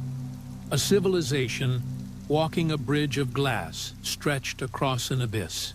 Each step is supported by technology. The bridge extends further with every invention, carrying them across the void. But if the glass is cracked too deeply, if steps are taken too quickly, the bridge may fail beneath them. Still, if the pace is steady, if cracks are seen and mended, the bridge may carry them farther than they ever dreamed. This, perhaps, is the test of the trap of technology. To build not only tools, but wisdom. To invent not only machines, but foresight. To recognize that progress and peril are siblings, and that survival depends not on silencing invention, but on guiding it with care. Soon, we will look at yet another layer of trial, one older than fire and broader than machines, the relationship between civilization and the living Earth itself. For beyond war and technology lies a quieter filter, one written in forests and oceans, in atmosphere and soil. But before we step there, rest in this thought. Perhaps many worlds have invented themselves into silence. Yet here, for now, we have not. The balance still holds, fragile yet real. And in that balance, the story continues. From here, the story widens into an older challenge, one not born of weapons or wires, but of appetite. Civilizations do not merely think and invent. They also consume. To build a city is to quarry stone, to harvest wood, to divert rivers. To forge metal is to tear it from the veins of mountains. To grow food is to clear forests and coax fragile soils into yielding again and again. Every act of growth leans upon the foundation of the planet beneath it. And that foundation, though vast, is not infinite. A world, in this sense, is a fragile garden. Its soils are not bottomless, its waters not unending, its air not endlessly forgiving. A garden thrives when tended with balance, when what is taken is restored, when cycles are allowed to turn. But when appetite grows too swiftly, when consumption outpaces renewal, the garden begins to falter. Civilizations, like fireflies, may burn bright against the dark, dazzling for a moment, only to fade when the fuel of their brilliance is exhausted. On Earth, this story is written in layers of history. Ancient peoples flourished, where rivers flowed and soils were rich. Mesopotamia's fields, nourished by the Tigris and Euphrates, gave rise to cities, writing, and laws. Yet irrigation, unmanaged, brought salt into the soil until fields turned barren. In the Mediterranean, forests once blanketed hillsides, feeding fleets and warming hearths. But over centuries, hills were stripped bare, erosion carrying soil to the sea. The Maya, in their jungles, built pyramids and palaces. Yet drought and overuse strained the land until their great cities were abandoned. These stories whisper that even here, even on this small blue world, growth has often teetered on the edge of collapse. Civilizations rise, reach, and sometimes stumble, because their hunger outstripped the carrying capacity of the garden they inhabited. In each case, the brilliance was real, the achievements lasting, yet the moment of brightness passed, leaving ruins for future eyes to ponder. Now, extend this pattern outward, into the silence of the cosmos. Imagine countless worlds where life reached intelligence, and intelligence built civilizations, and civilizations in their hunger overconsumed. Forests cut too swiftly, waters drained too deeply, skies filled with waste until the balance broke. Perhaps their lights glowed for centuries, millennia even, but in cosmic time, such spans are brief. Fireflies in the night, bright and gone, their silence joining the quiet chorus of stars. The metaphor of fireflies is apt. A firefly shines not for long, but with intensity, a brief flare against the dark. Civilizations may echo this rhythm, burning bright as they extract, expand, accelerate, and then vanishing as the resources that fed them are spent. Energy, minerals, fertile land. Each is finite in form, fragile in distribution. To take without restoring is to borrow against a dwindling account. If you are drifting, imagine the planet itself as a closed vessel, a terrarium beneath the stars. Within, sunlight pours in, plants grow, animals thrive, waters circulate. But if the balance tips, if too many leaves are stripped, too many roots torn, too much waste accumulated, the vessel clouds, cycles falter, and life within diminishes. A civilization, however vast its cities, however bright its machines, is still bound to this vessel, still dependent on air to breathe, on soil to yield, on oceans to cycle their hidden chemistry. Perhaps this is one of the most universal filters. Not war, not invention, but appetite. To grow is to consume, and to consume without balance is to risk collapse. It may be that across the galaxy, countless civilizations never learn to step lightly enough, never find the harmony that sustains them.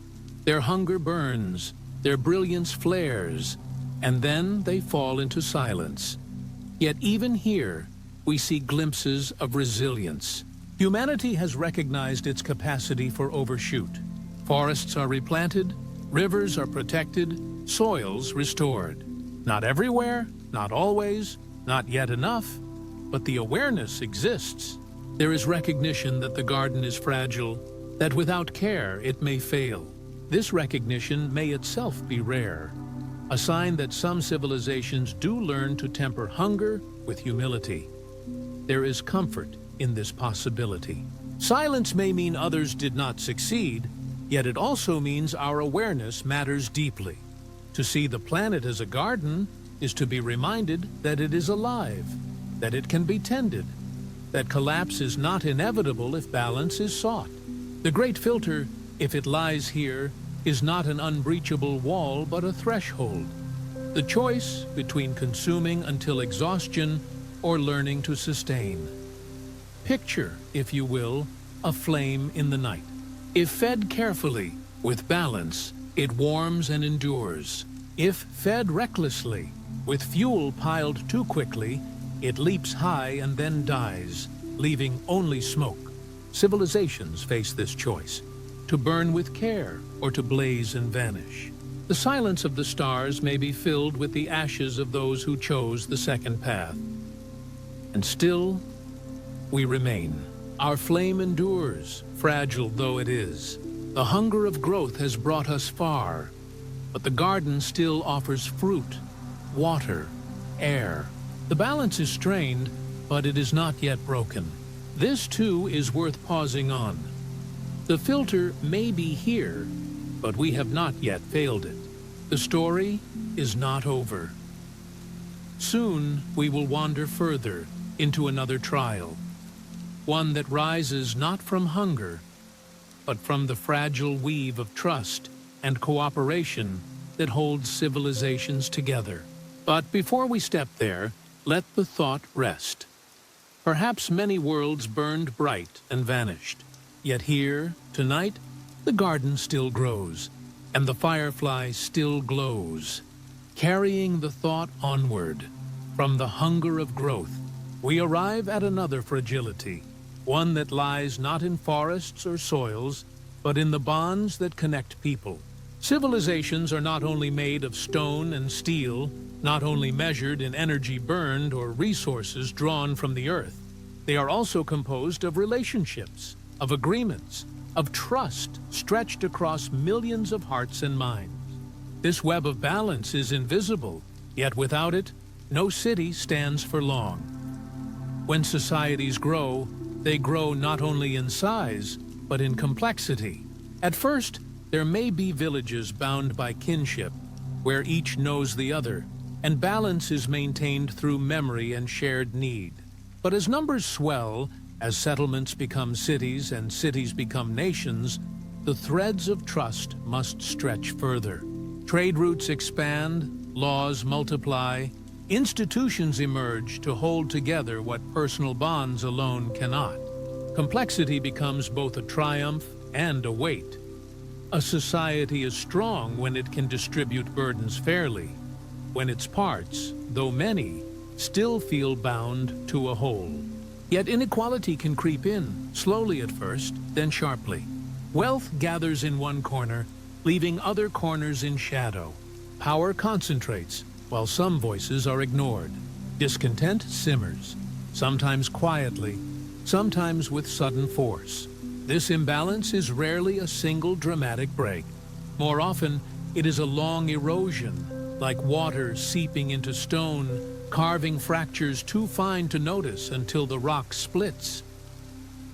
History records many such moments.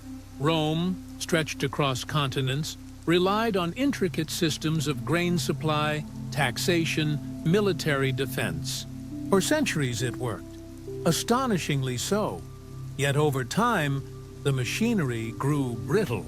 Corruption, inequality, and unrest gnawed at the edges until the empire, once towering, fragmented into pieces. Not in a single night of flames, but in a slow fading, a gradual unraveling. The Mayan cities, too, revealed this pattern. Their pyramids rose from the jungle. Their calendars tracked the skies. Their artistry flourished. Yet beneath the grandeur, divisions deepened. Drought strained resources, and competing centers vied for power. The bonds frayed, and what had seemed eternal slowly dissolved into quiet ruins overtaken by trees. This is the fragility of balance. Civilizations may not fall with a great crash, but instead with a soft drift into silence. Institutions falter, trust thins, cooperation weakens, and the intricate system that once hummed with vitality begins to stall. Complexity itself, once the strength, becomes the burden. For every added layer of connection, every new dependency, the risk of imbalance grows. Perhaps this is why the stars are silent. Not because civilizations explode in fiery wars or consume their worlds too quickly, but because balance is so difficult to sustain across centuries and millennia. Societies grow brilliant. They organize marvels of coordination. But over time, inequities widen, unrest deepens, and the delicate harmony slips away. The silence, then, may be filled with the quiet endings of once thriving worlds, not destroyed in catastrophe, but dissolved in slow disarray. If you are drifting now, picture a great tapestry stretched across a loom. Each thread is a life, a choice, a trust extended. When woven carefully, the cloth is strong, rich with color. But if threads begin to loosen, if some are pulled too tight while others are left slack, the fabric weakens. At first it still holds, though less evenly. Over time, small tears widen, colors fade, until the tapestry unravels, leaving only fragments. Civilizations are much the same, strong not in their stones, but in their woven bonds. And yet, balance can endure. There are examples, too, of societies that sustain themselves with remarkable resilience. Japan, for centuries, cultivated forests rather than stripping them bare, ensuring resources for generations. Indigenous peoples across continents shaped landscapes with fire and stewardship, tending rather than exhausting. These stories suggest that equilibrium, while fragile, is not impossible. It requires awareness, humility, and constant tending. As one tends a fire, so it does not leap out of control or gutter into darkness. For advanced societies, the challenge multiplies. Technology may amplify wealth and power, but it also magnifies inequality. Cities may rise higher, yet the distance between those who thrive and those who strain can grow wider. Complexity demands ever more trust, ever more balance. Without it, the weight may collapse upon itself. It might be that across the galaxy, civilizations often stumble here. They rise with brilliance, stretch into complexity, but the very weight of their own growth pulls them down. Collapse may not be fire, but fading, a dimming of lights, an abandonment of cities, a return to smaller, quieter ways of life until the memory of greatness becomes only whispers. If this is so, the silence of the universe may be less frightening and more melancholic. Not a battlefield of destroyed worlds, but a gallery of ruins, gardens overgrowing empty plazas, oceans covering forgotten harbors, skies still beautiful above lands no longer carrying vast societies, silence not as violence, but as absence, and still our balance holds. Fragile, strained, yet present. We teeter, but we have not fallen. Inequities challenge, unrest stirs, complexity burdens. But the tapestry is still woven, the fire still tended. The filter, if it lies here, is not yet crossed. Soon we will wander further, to wonder about endurance itself. For balance, once sustained, must still face the test of time, of persistence across centuries, of whether civilizations can truly last beyond the fragile stretch of their first bloom. But for now, let the thought rest gently. Equilibrium is precious, delicate, and perhaps one of the rarest achievements any society can hold. From the quiet thought of balance, let us drift into reflection, a softer space where perspective stretches across centuries. Civilizations, fragile as they are, do not only falter. They endure, they adapt, and they surprise. Humanity's story itself is proof that even amid great storms, societies can weather, rebuild, and continue forward. There were times when survival seemed uncertain. The ice ages pressed cold fingers across the land, and yet small bands of people huddled near firelight, carrying stories and skills into warmer days. Plagues swept through crowded cities, striking with invisible hands, yet communities found ways to heal, to protect, to begin again. Wars darkened horizons, flames rising over towns and temples, yet in the ashes, new growth always came, fragile at first, then steady. History is a gallery not only of collapses, but of recoveries, of resilience woven through every age. Perhaps the great filter, if it waits in the present, is less a wall and more a teacher. Each challenge sharpens awareness, demands adaptation, reveals weaknesses, but also strengths. It might be that societies must pass through hardship, not unscarred, but stronger for the scars they carry. The lesson is endurance, and perhaps this is the key that silence hides. Civilizations that survive are not those without turmoil, but those that bend and do not break. Imagine humanity as a tree, its roots sunk deep into Earth's soil. Storms lash at the branches, winds strip away leaves, lightning splits bark. Yet the roots remain. In time, the tree sends up new shoots, thicker branches, a broader crown. It carries the marks of each storm, but still it stands. Civilizations, too, grow from such resilience, learning through disaster, reshaping themselves after each fall, still rooted in the shared need to go on. If you are drifting now, picture the human journey as a long shoreline. Waves crash, eroding, but also smoothing. Each era leaves behind shells, driftwood, and marks in the sand. Some vanish quickly, washed away, but others settle deep, layered into sediment that endures. From these layers we learn how to plant when famine comes, how to heal when sickness spreads, how to rebuild when towers fall. Every generation, in its own way, leaves lessons in the sand.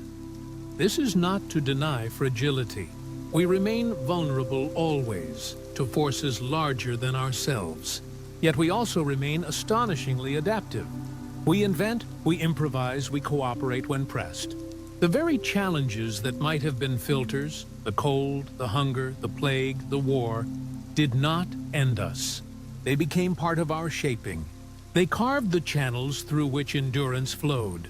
Perhaps silence in the stars does not mean no one survives, but only that few have yet learned to last. If so, then maybe our place is not to fear the filter, but to listen to it. Each risk, each trial, whispers its warning. If we can heed these whispers, if we can walk forward with humility, balance, and care, then survival is possible, not as chance, but as choice. And there is comfort, too, in remembering that endurance does not always look like triumph.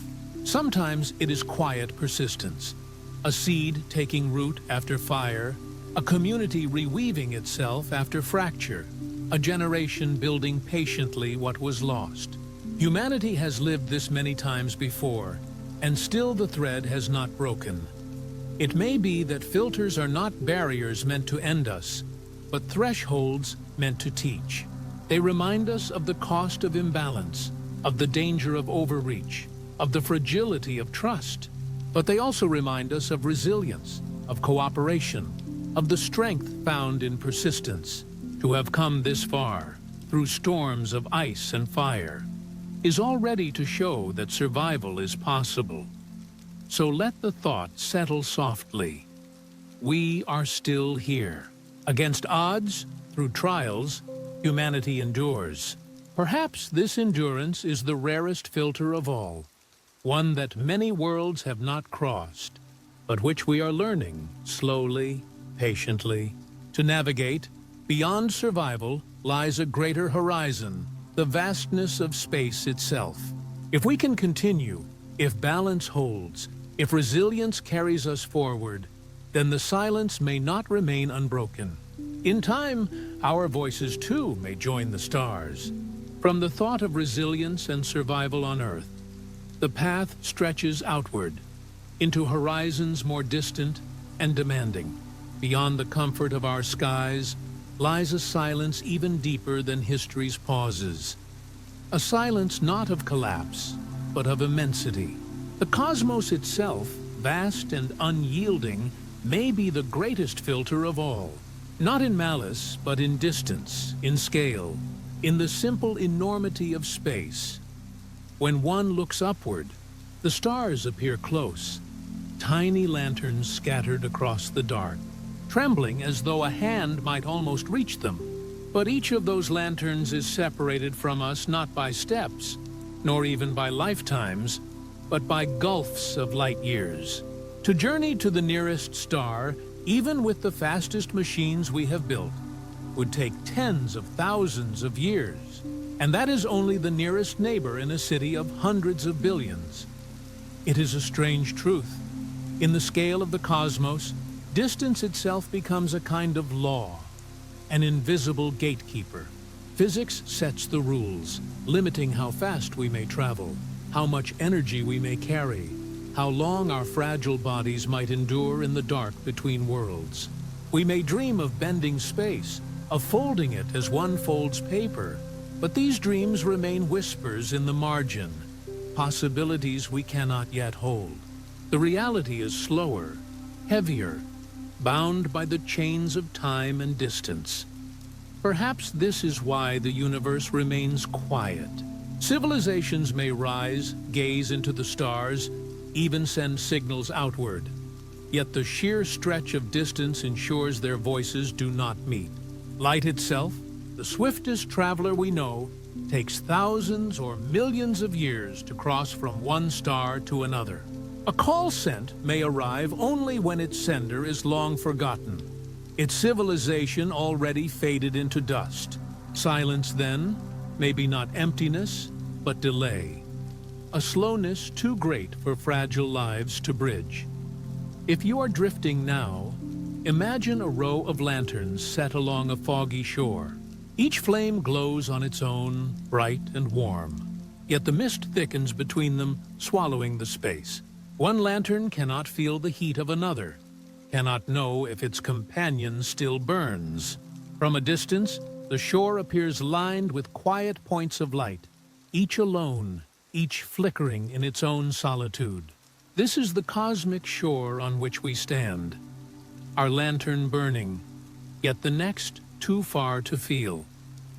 Distance also weighs on ambition. To build ships that might cross these voids requires energy beyond imagining, resources not only vast but sustained over generations. A project that takes centuries demands continuity few societies have ever achieved. Empires rise and fall in less time than it would take to cross the nearest stars. Even if a voyage were begun, would those who arrive be the same as those who departed? Would their mission remain? Or would the long drift transform purpose into something unrecognizable? And yet distance does not silence entirely. It teaches patience. It reminds us that reaching outward may be less about rushing across the gulf and more about learning to linger, to survive long enough for the journey itself to unfold. A civilization that endures for millennia might, in time, find ways to bridge distances slowly, seed by seed, world by world, step by careful step. The filter, then, may not be an absolute barrier, but a demand for endurance on scales we have only begun to imagine. The stars shine as if to invite, yet they also remind of the challenge.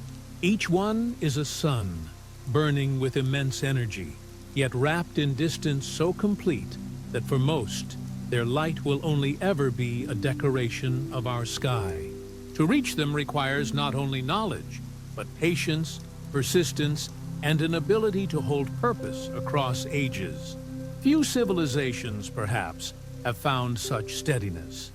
Consider that our own story has barely reached beyond our home.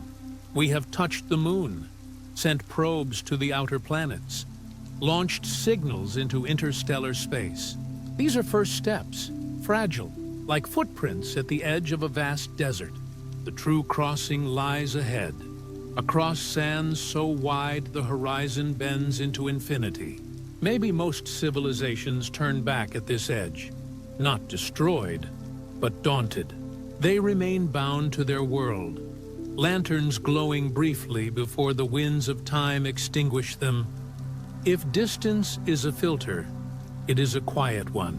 No explosion marks it. No catastrophe leaves scars. It simply stretches endlessly, waiting to be crossed.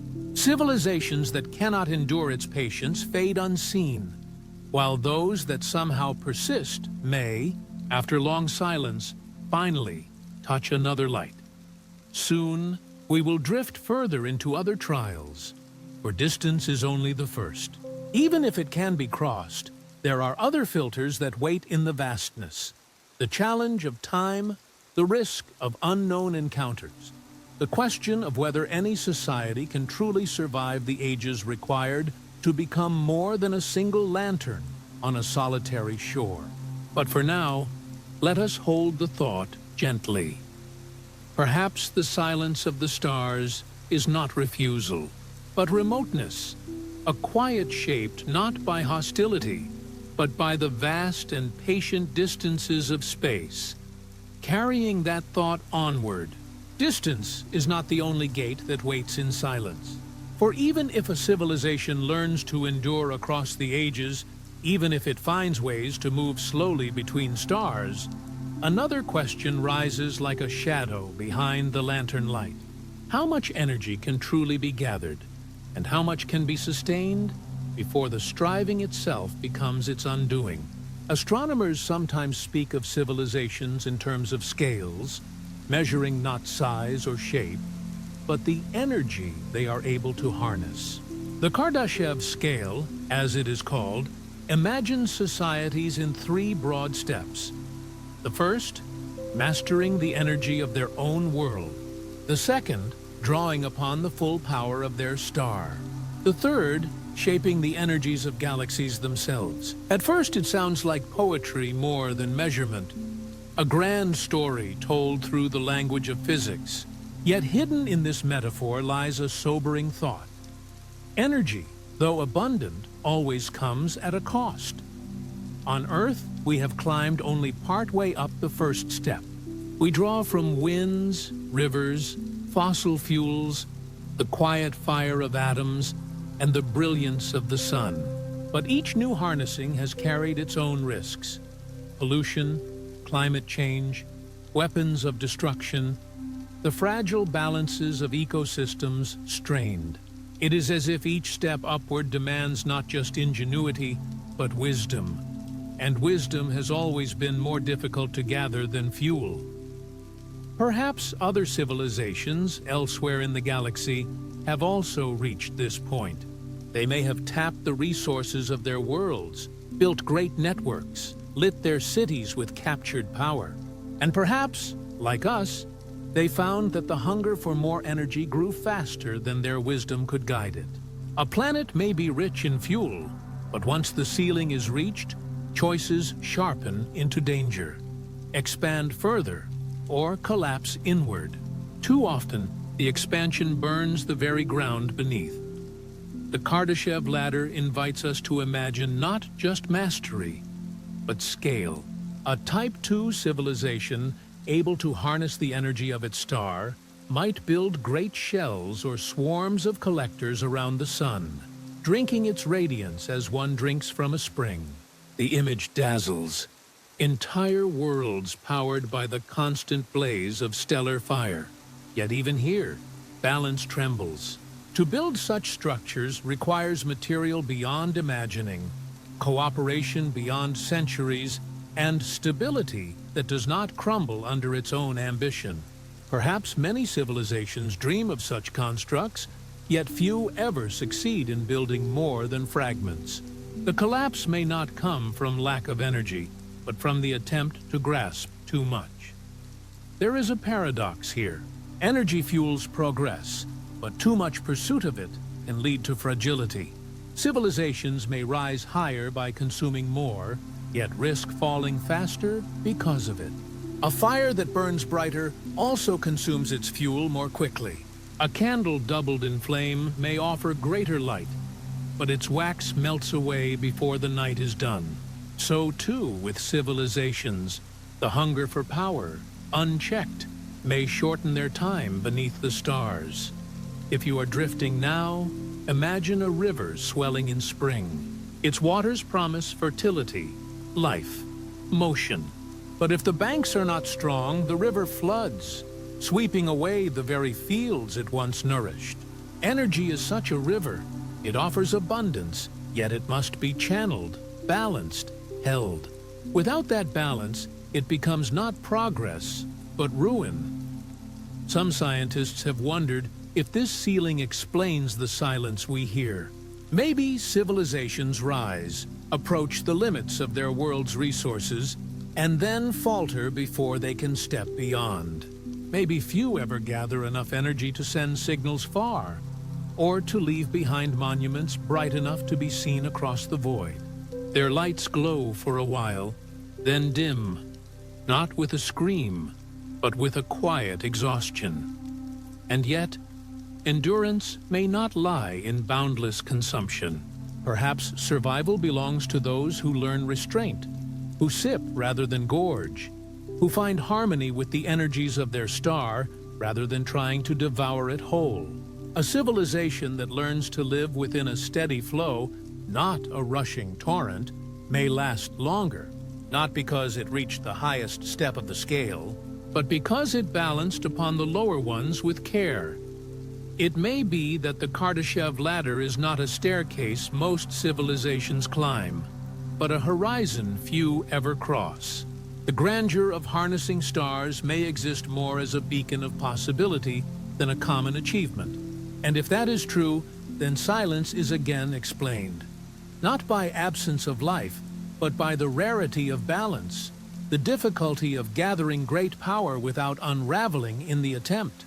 Soon, we will drift further into another layer of trial.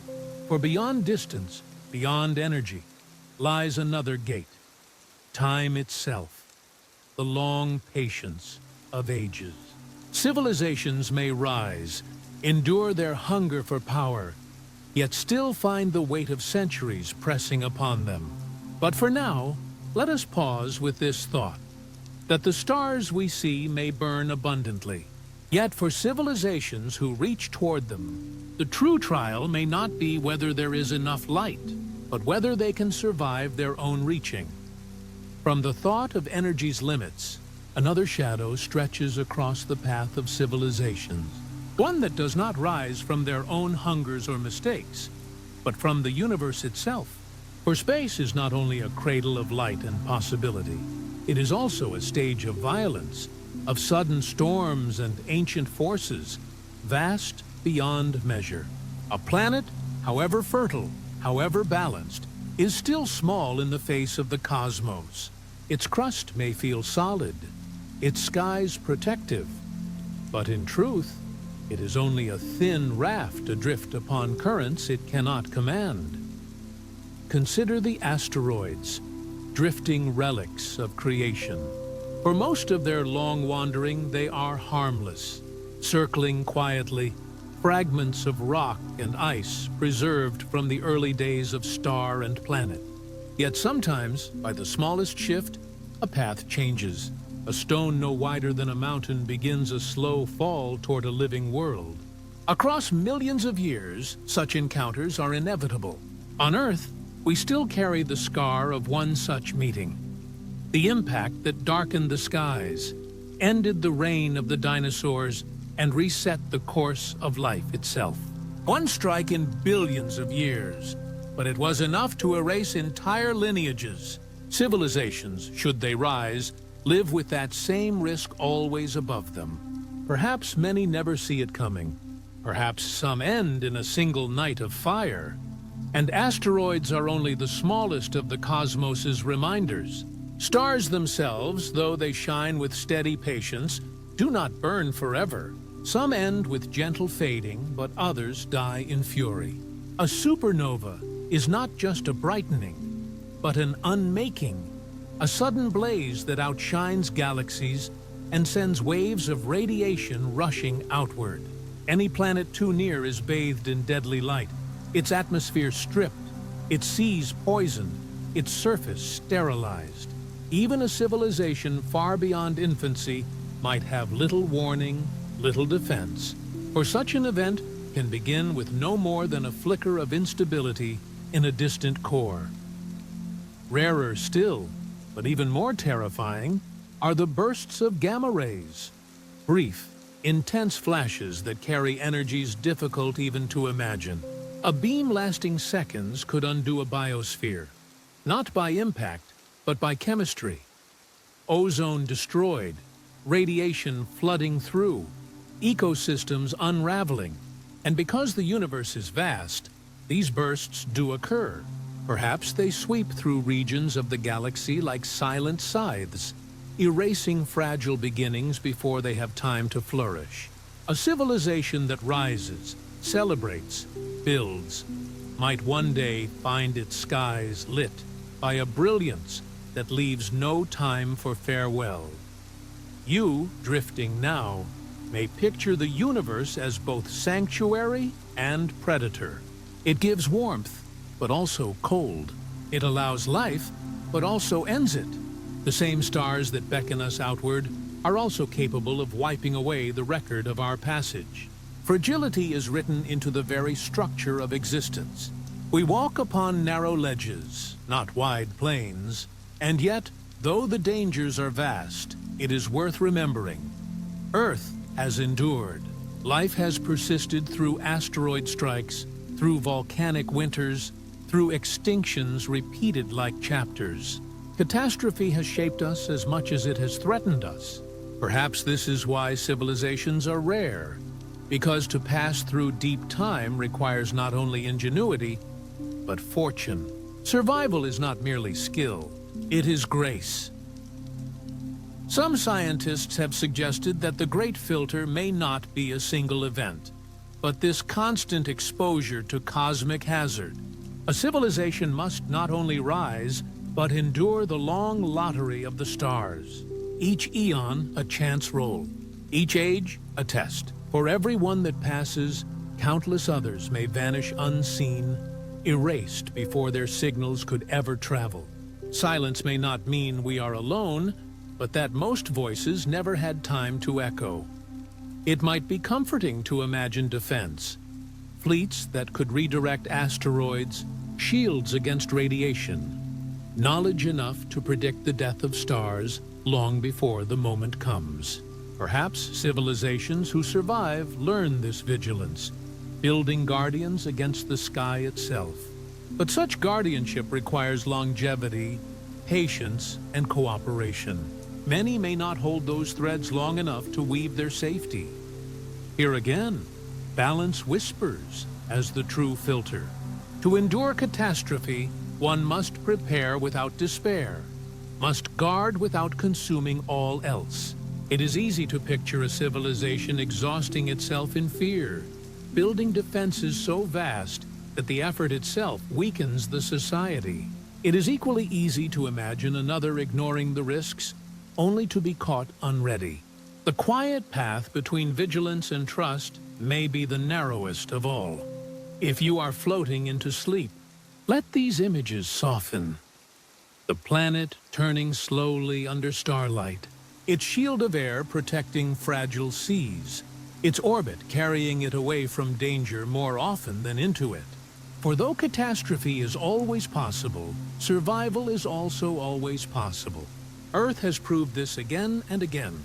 Our presence here is evidence of victories already won, even if some were won only by chance. Soon, we will look to yet another trial, one not of sudden violence, but of long duration. The burden of time itself, stretching across millennia. For if civilizations can endure disasters, if they can guard against the universe's storms, still they must find ways to last across the slow erosion of ages. That thought waits just ahead, patient as the stars. From the thought of sudden catastrophe, let us drift toward a quieter, slower kind of undoing. One that does not strike like lightning, but instead unfolds like a fraying tapestry. For even if a civilization survives its own hungers, even if it endures the storms of the universe, there remains a paradox that waits for those who reach outward. The paradox of expansion itself. It seems so natural to imagine growth as the solution. A world becomes fragile, resources tighten, dangers loom, and so the answer feels obvious. Spread to other worlds, seed new colonies under other suns, scatter the risks like seeds in a wide field. Surely then, survival would be secure. Yet history, even on Earth, whispers another lesson. That to expand is not always to strengthen. Sometimes it is to weaken. Empires on our own planet have stretched across continents, glowing at their height with wealth, knowledge, and ambition. But distance is a weight, invisible yet relentless. Communication slows. Control becomes diluted. A message sent may arrive too late or not at all. Local needs diverge, interests clash, and the once unified structure begins to fissure. Expansion, at first a triumph, becomes the very burden that erodes stability. Perhaps the cosmos enforces this same pattern at scales unimaginably larger. A world may thrive, but a star system might prove too vast to truly hold together. Think of light itself. Even at its speed, the fastest anything can travel, a message between stars takes years, centuries, or more. A colony 24 light-years away would never truly speak in the same rhythm as its origin. By the time a reply arrives, whole generations may have passed. Decisions lose their meaning when their effects cannot return in time. Coordination dissolves not in sudden revolt, but in silence stretched too long. The distance that once promised safety from catastrophe instead becomes a filter of communication, a slow unraveling of common purpose. Perhaps civilizations that attempt this find their outposts drifting into independence, no longer bound by shared identity. And independence is not always collapse. It may be rebirth, it may be diversity, but it is also the end of continuity. The great project splinters. The grand arc bends away into many smaller arcs, each at risk of fading separately. Instead of one enduring voice across the galaxy, there are scattered whispers, each too faint to be heard across the void. You might picture a string of lanterns carried into the night. At first they seem connected, glowing as a chain. But as the carriers walk farther apart, the chain dissolves. Each light flickers alone. Expansion gave brightness, but also distance, until the vision of unity was only an illusion. There is also the problem of scale. A single world can be managed because it is finite, because its boundaries can be seen and known. A star system multiplies that difficulty. A cluster of stars multiplies it again.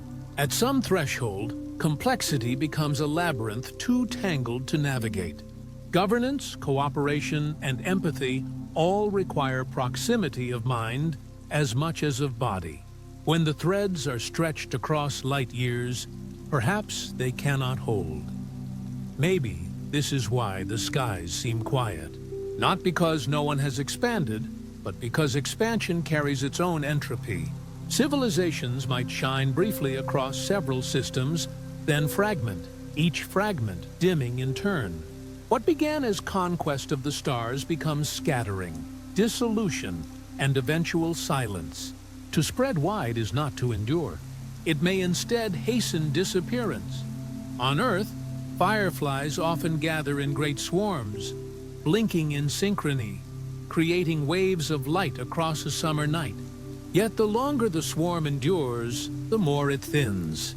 Some drift away, some grow dim, and soon the collective display dissolves back into scattered sparks. The galaxy may be filled with such patterns, brief, beautiful gatherings of light, vanishing almost as soon as they appear. And yet one must imagine possibilities beyond decay. Perhaps some civilizations discover ways to weave bonds that distance cannot sever. Through culture, through shared ideals, through technologies we cannot yet picture. Perhaps they spread and remain whole, not by command, but by resonance, like music that can be played differently by each voice, yet still belong to the same song. The paradox of expansion need not always be fatal, but the silence we hear suggests it often is. If you are drifting, you may sense that silence now as a gentle reminder. Distance is not only physical, it is also emotional, cultural, temporal. To cross it requires more than speed. It requires patience and the humility to accept disunity without despair. Few may achieve that. Soon, we will consider one final trial of the future. Not of distance, not of energy, not of sudden catastrophe, but of the long wait of time itself. For even if expansion holds, even if civilizations scatter and endure, the universe does not measure in centuries, but in billions of years. The true filter may not be fire or fracture, but the slow erosion of eternity. That thought waits ahead, like a horizon still out of reach, steady as the stars that frame it.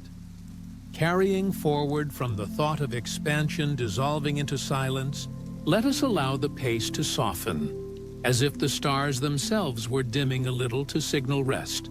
We have wandered through distance as an unforgiving barrier, through energy as a ceiling that may never be surpassed, through catastrophe as a reminder of cosmic fragility, and through the paradox of expansion, where triumph and dissolution arrive hand in hand. Each of these may be a filter, each a quiet gate through which only a few, or perhaps none, ever pass. And yet, the silence remains unresolved.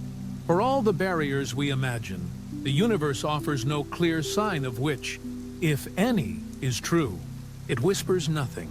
Its quiet is absolute, like a book that has not yet been opened, or perhaps a book whose pages have already crumbled away. To some, that silence is unsettling.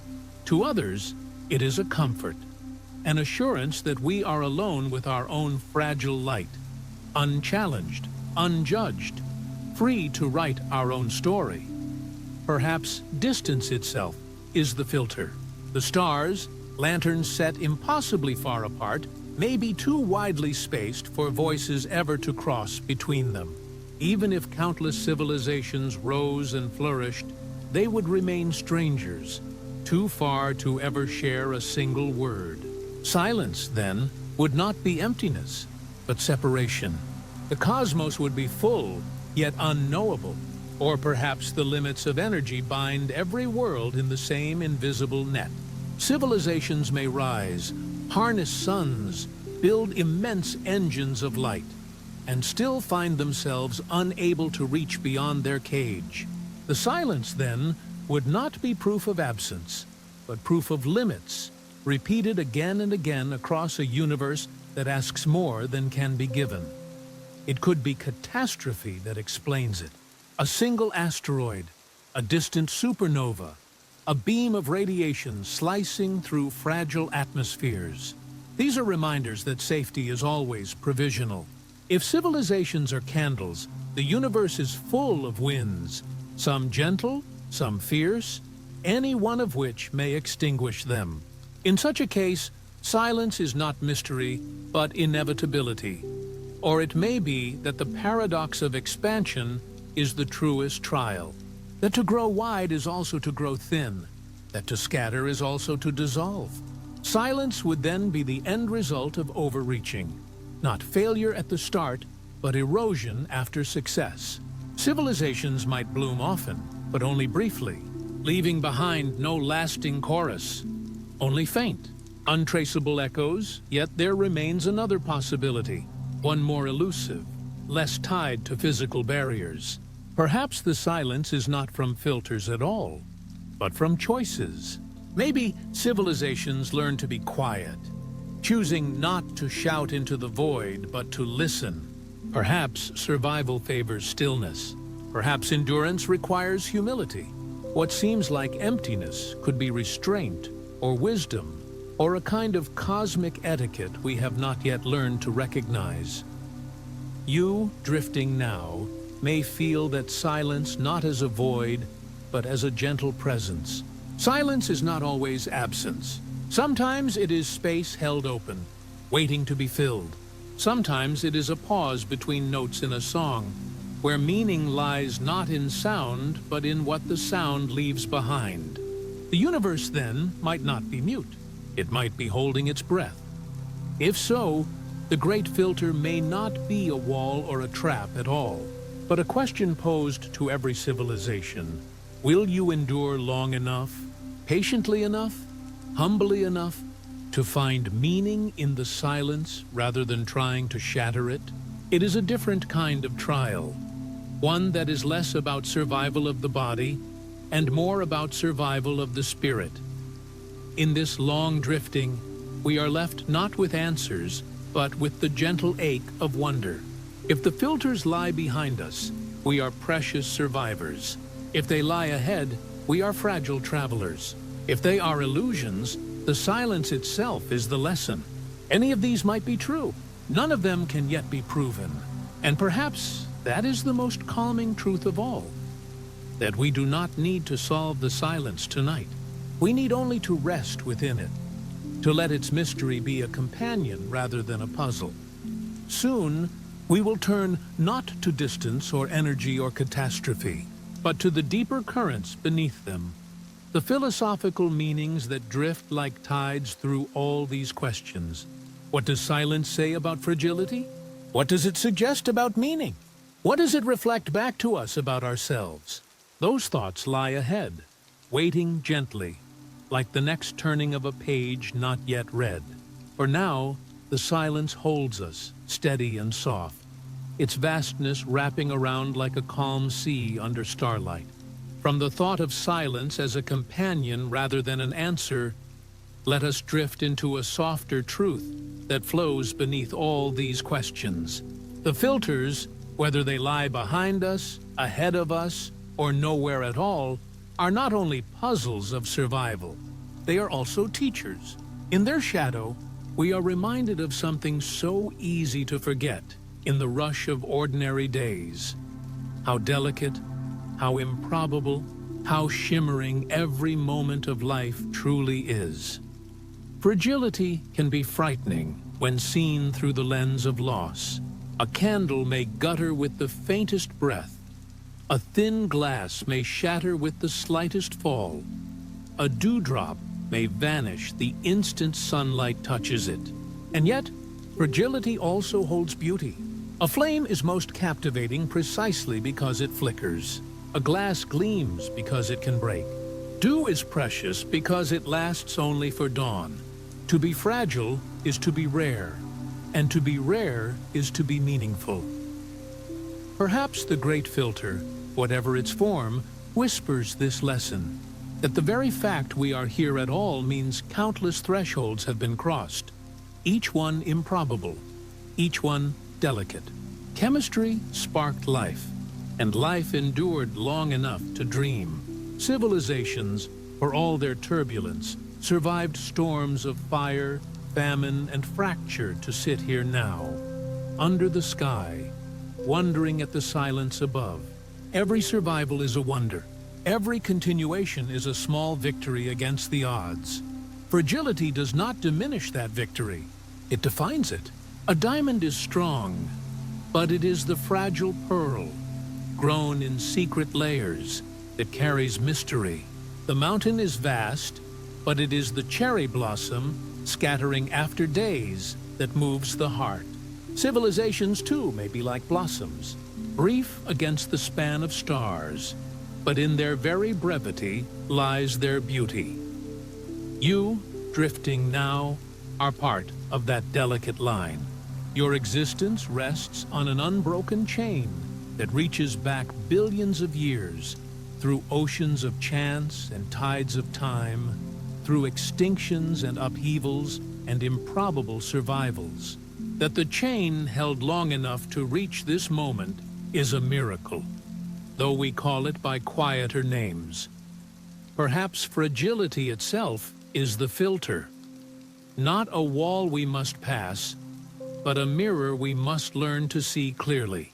To recognize that nothing is permanent, that endurance is never guaranteed, and that this does not make existence lesser, but richer. For what is eternal is often overlooked, but what can vanish is cherished. There is humility in this thought.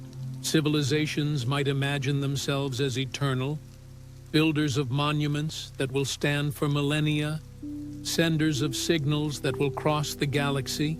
Yet the wind of time erases even stone, the tides reclaim even the tallest tower, and light itself fades into noise across the years. If fragility is teacher, then the lesson is gentleness. To build knowing it may not last, to love knowing it may not endure, to live knowing it is fleeting. The filters remind us not only of what is lost, but of what is held. A candle may go out, but while it burns, it casts warmth and light. A civilization may fade, but while it thrives, it creates music, art, laughter, wonder. That is the heart of fragility, not despair, but appreciation. It is the awareness that every day is balanced on a narrow edge, and that balance is what makes the day luminous. If you are drifting now, this fragility may feel like a gentle cradle, rather than a warning, a sense that you do not need to grasp tightly, because the beauty of a moment lies in its passing, like dew on grass, shining for an instant, then gone, like fireflies glowing in the dark, then fading into memory. What remains is not permanence, but the sweetness of having been. Perhaps this is what the silence in the universe teaches us. Not that civilizations are doomed, but that all things, however vast, are temporary, and that temporariness does not strip meaning, but gives it. The stars themselves will one day burn out, yet while they shine, they nurture life and wonder. Fragility, then, is not the enemy of existence, but its essence. From here, the thought bends forward toward what fragility might teach not only about survival, but about meaning. For if all things are delicate, if every threshold is precarious, what does that say about how we live, how we hope, how we search? Soon we will drift into those questions, letting fragility expand from a lesson of survival into a lesson of purpose. But for now, it is enough to rest with the thought that filters, however frightening, are also reminders. Every survival is a wonder, and every fragile flame is beautiful because it glows at all. Carrying forward from the thought of fragility as a teacher, there is another thread woven quietly into the silence of the stars. The possibility that rarity itself is value. If the universe holds many filters, and if most worlds fall before reaching awareness, then perhaps intelligence, our kind of consciousness, emerges only seldom, like a rare flower opening in a vast desert. The silence we hear when we turn our instruments outward might not be emptiness. It might be the sound of rarity, the hush that makes something precious. In human life, we often assign worth to what is uncommon. Gold gleams, But what makes it treasured is not its color alone. It is the difficulty of finding it, the scarcity that renders it a symbol. A pearl is prized because few oysters shape them. A comet passing across the night sky is admired not only for its beauty, but for its rarity, the knowledge that it may not return for centuries. In this way, perhaps civilizations too become rare jewels set into the dark tapestry of space. If this is true, then our story is not diminished by silence, but heightened by it. To be rare is to be unique, and to be unique is to be irreplaceable. The fact that we can wonder, that we can question, that we can sit beneath the stars and imagine other minds, this alone is extraordinary. For most of the universe may know only silence, only the unthinking dance of matter and energy.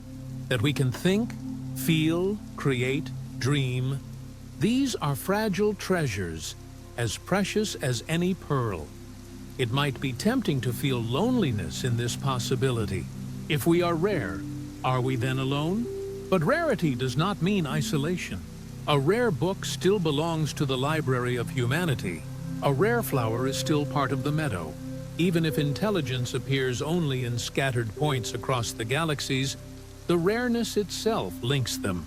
Each becomes part of a hidden constellation, each more luminous because of its scarcity. You, drifting now, are part of that rarity. Your awareness, your memories, your hopes, they exist against a backdrop of near absolute silence. In the immensity of billions of stars, trillions of planets, there may be no other thought exactly like yours, no other perspective that mirrors precisely the way you see. This does not mean loneliness, it means preciousness. Just as no snowflake repeats itself, no consciousness is ever the same. If silence is evidence of rarity, then listening to the quiet sky becomes like standing before a great gallery. Empty walls at first seem barren, but perhaps they are what frame the single painting, the one masterpiece that hangs alone. The absence of many does not diminish the value of one. It deepens it. The universe may be like such a gallery, vast walls of silence surrounding the fragile art of one rare, conscious species. Rarity also reshapes how we see survival. If intelligence is common, then the rise and fall of civilizations might be like waves, many breaking against the shore. But if it is rare, then each survival, each continuation, is not just another chapter, but a singular story, irreplaceable, unrepeatable.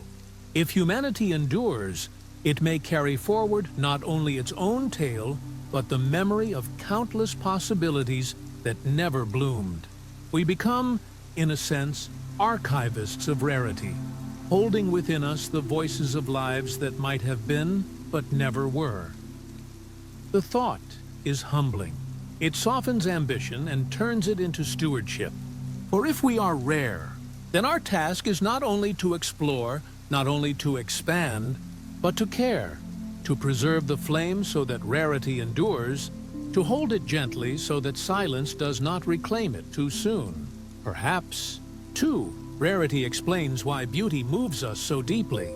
A sunset is not rare in itself, yet each one is. No sky ever paints itself in exactly the same way again. A single moment with another person, once past, will never repeat. Even in the flow of ordinary days, each instant is rare, and therefore precious. Intelligence, consciousness, civilization, these are sunsets on the grandest scale. They may not repeat in the same form again. If you are drifting, let this thought settle softly. Being rare is not being alone. It is being luminous against the dark. It is being a fragile flame that shines because it is unique. It is being part of a story that may be told only once in the whole sweep of time. Soon, we will look more deeply at what this rarity means for meaning itself, how the silence, far from being empty, may be full of lessons about purpose, humility, and wonder.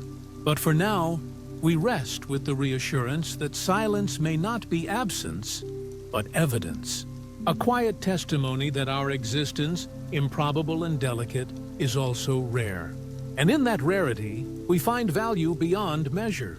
Carrying that reflection onward, rarity alone does not tell us how to walk forward. The filters, when seen not as walls but as mirrors, seem to show us something deeper. That survival is never promised by power alone. Civilizations may rise high, may wield fire brighter than their stars, may touch the edges of the void with machines of extraordinary craft, and yet they may still fall quietly into silence. The lesson that emerges is one of humility, a gentle caution whispered from the past, the present, and perhaps from futures that never came to be. It is tempting for any living thing to believe that strength ensures survival.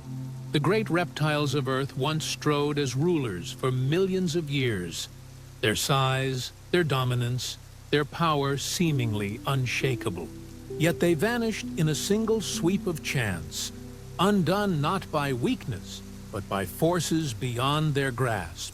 In their place rose small, fragile creatures that endured by hiding, by adapting, by yielding when the earth shook and skies burned. Power did not grant permanence. Flexibility did. Humility did. This pattern repeats itself across time. Human history, too, shows empires grown vast, confident in their strength, believing themselves eternal. Yet walls have fallen, towers crumbled, languages faded into echoes. Survivors were often not the mightiest armies or the wealthiest kings, but the quiet villages that endured, the wanderers who moved with the wind, the communities that bent rather than broke. The reed survives the storm because it yields. The oak, though strong, may be torn out by its roots. The filters teach this same lesson on a cosmic scale. A species may master energy, may span continents, may even step into space. But survival depends less on dominance than on patience, less on conquering than on listening. Perhaps humility, so often seen as weakness, is instead the truest strategy for endurance. The civilizations that last may be the ones that understand their fragility, that recognize their limits, that tread lightly rather than burning too fast. Humility, in this sense, is not resignation. It is not bowing forever to fate. It is the art of balance, of caution, held hand in hand with ambition. It is pausing before crossing thresholds, asking whether every door that can be opened should be. It is remembering that technology, while powerful, is still a tool shaped by fragile hands, guided by minds prone to error. To wield power without humility is to walk a narrow path above abysses. Consider the metaphor of fire. In humanity's earliest days, fire was survival, warmth in the cold, protection from the night, a means to cook and to craft. But fire uncontrolled was ruin. Forests burned, villages fell. To use fire, one needed respect, caution, humility. So too with greater powers, atomic suns, genetic scripts, artificial minds. They are fires writ larger. Without humility, they may consume their makers. With humility, they may sustain. In this light, the great filter is not only a barrier, but a teacher, reminding us that rushing forward with unchecked confidence may be the very cause of collapse. Survival may belong to those who wait, who pause, who listen.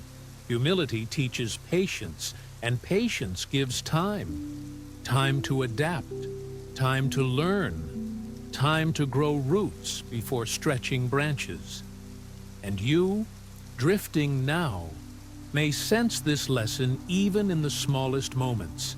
When a wave comes, the swimmer who fights it with all their might may be overcome, exhausted, and dragged down. But the one who yields, who lets the water pass, who bends with its flow, finds themselves carried, not drowned. The filter, too, may be such a wave. Humility is learning to float. There is a quiet comfort in this perspective. We do not need to be invincible.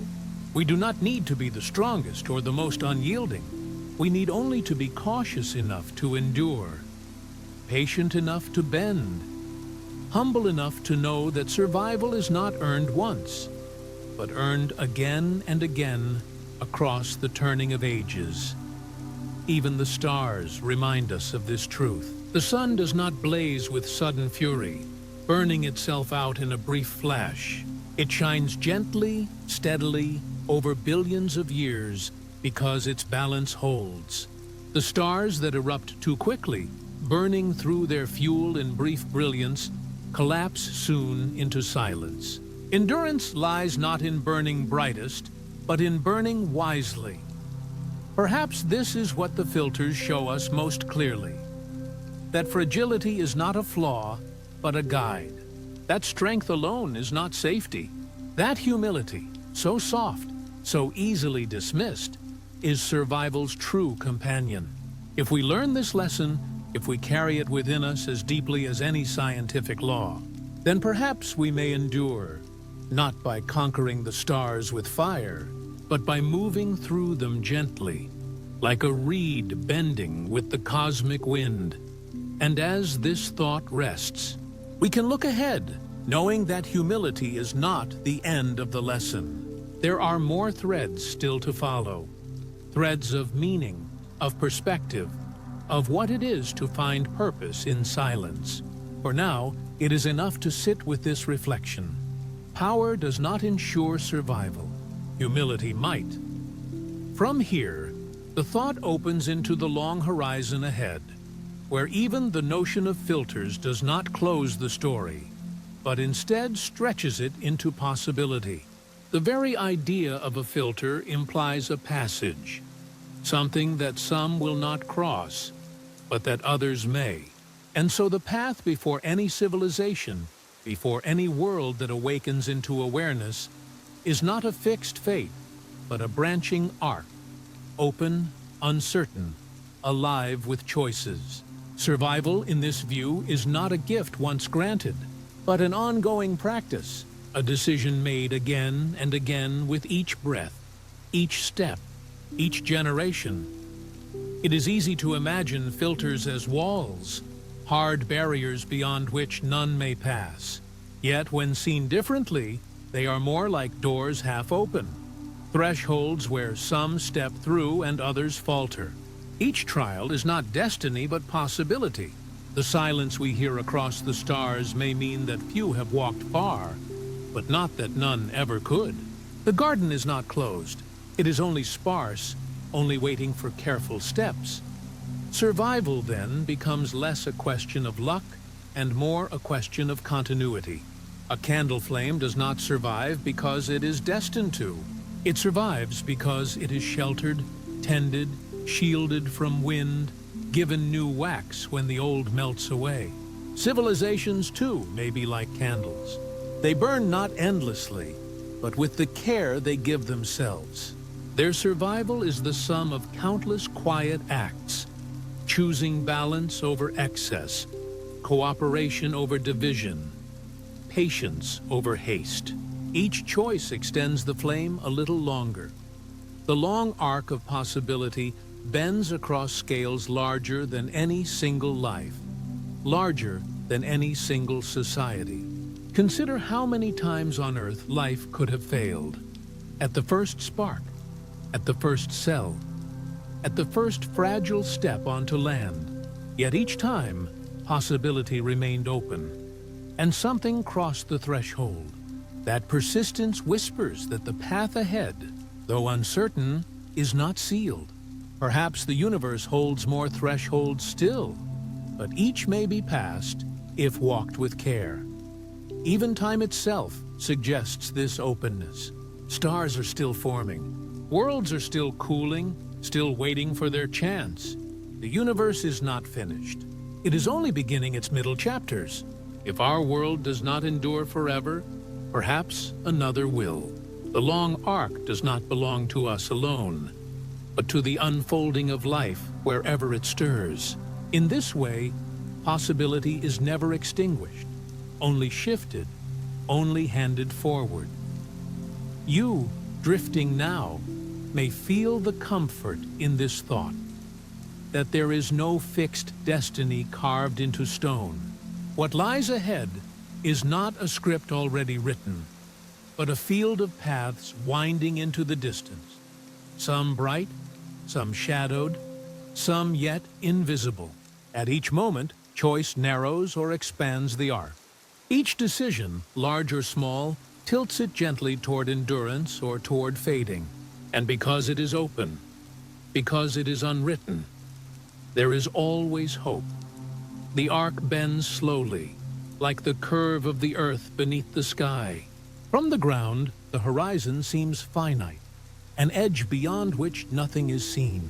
But step forward, and the horizon rolls on, always further, always extending. So too with the arc of survival. From any single vantage point, it seems narrow, precarious. Yet walk forward, and new possibilities open, one after another, unrolling like a path that has no end but the one we give it. Perhaps this is the truest lesson the Great Filter offers.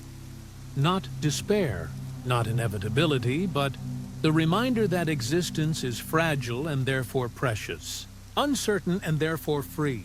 If survival were guaranteed, there would be no meaning in it. But because it is uncertain, because it rests on choices and care, it becomes a story worth telling, worth living. Fragility does not diminish possibility, it deepens it. Civilizations may rise and fall, yet the long arc remains. On another shore, on another world, a new flame may be lit. The silence may not be permanent. It may only be the space between notes in a song still being written. And even if our own chapter ends, the arc stretches beyond us, held in the very fabric of time. This thought, too, is a kind of solace. That possibility is larger than any single story. And if we endure, if we continue, the arc does not end in survival alone. It bends toward discovery, toward creation, toward wonders not yet imagined. To endure is to keep walking the path where horizons forever unfold, where each threshold passed reveals another, where the future is always larger than the present. Possibility means never arriving, only continuing, always becoming. The silence of the stars may therefore not be a verdict, but an invitation.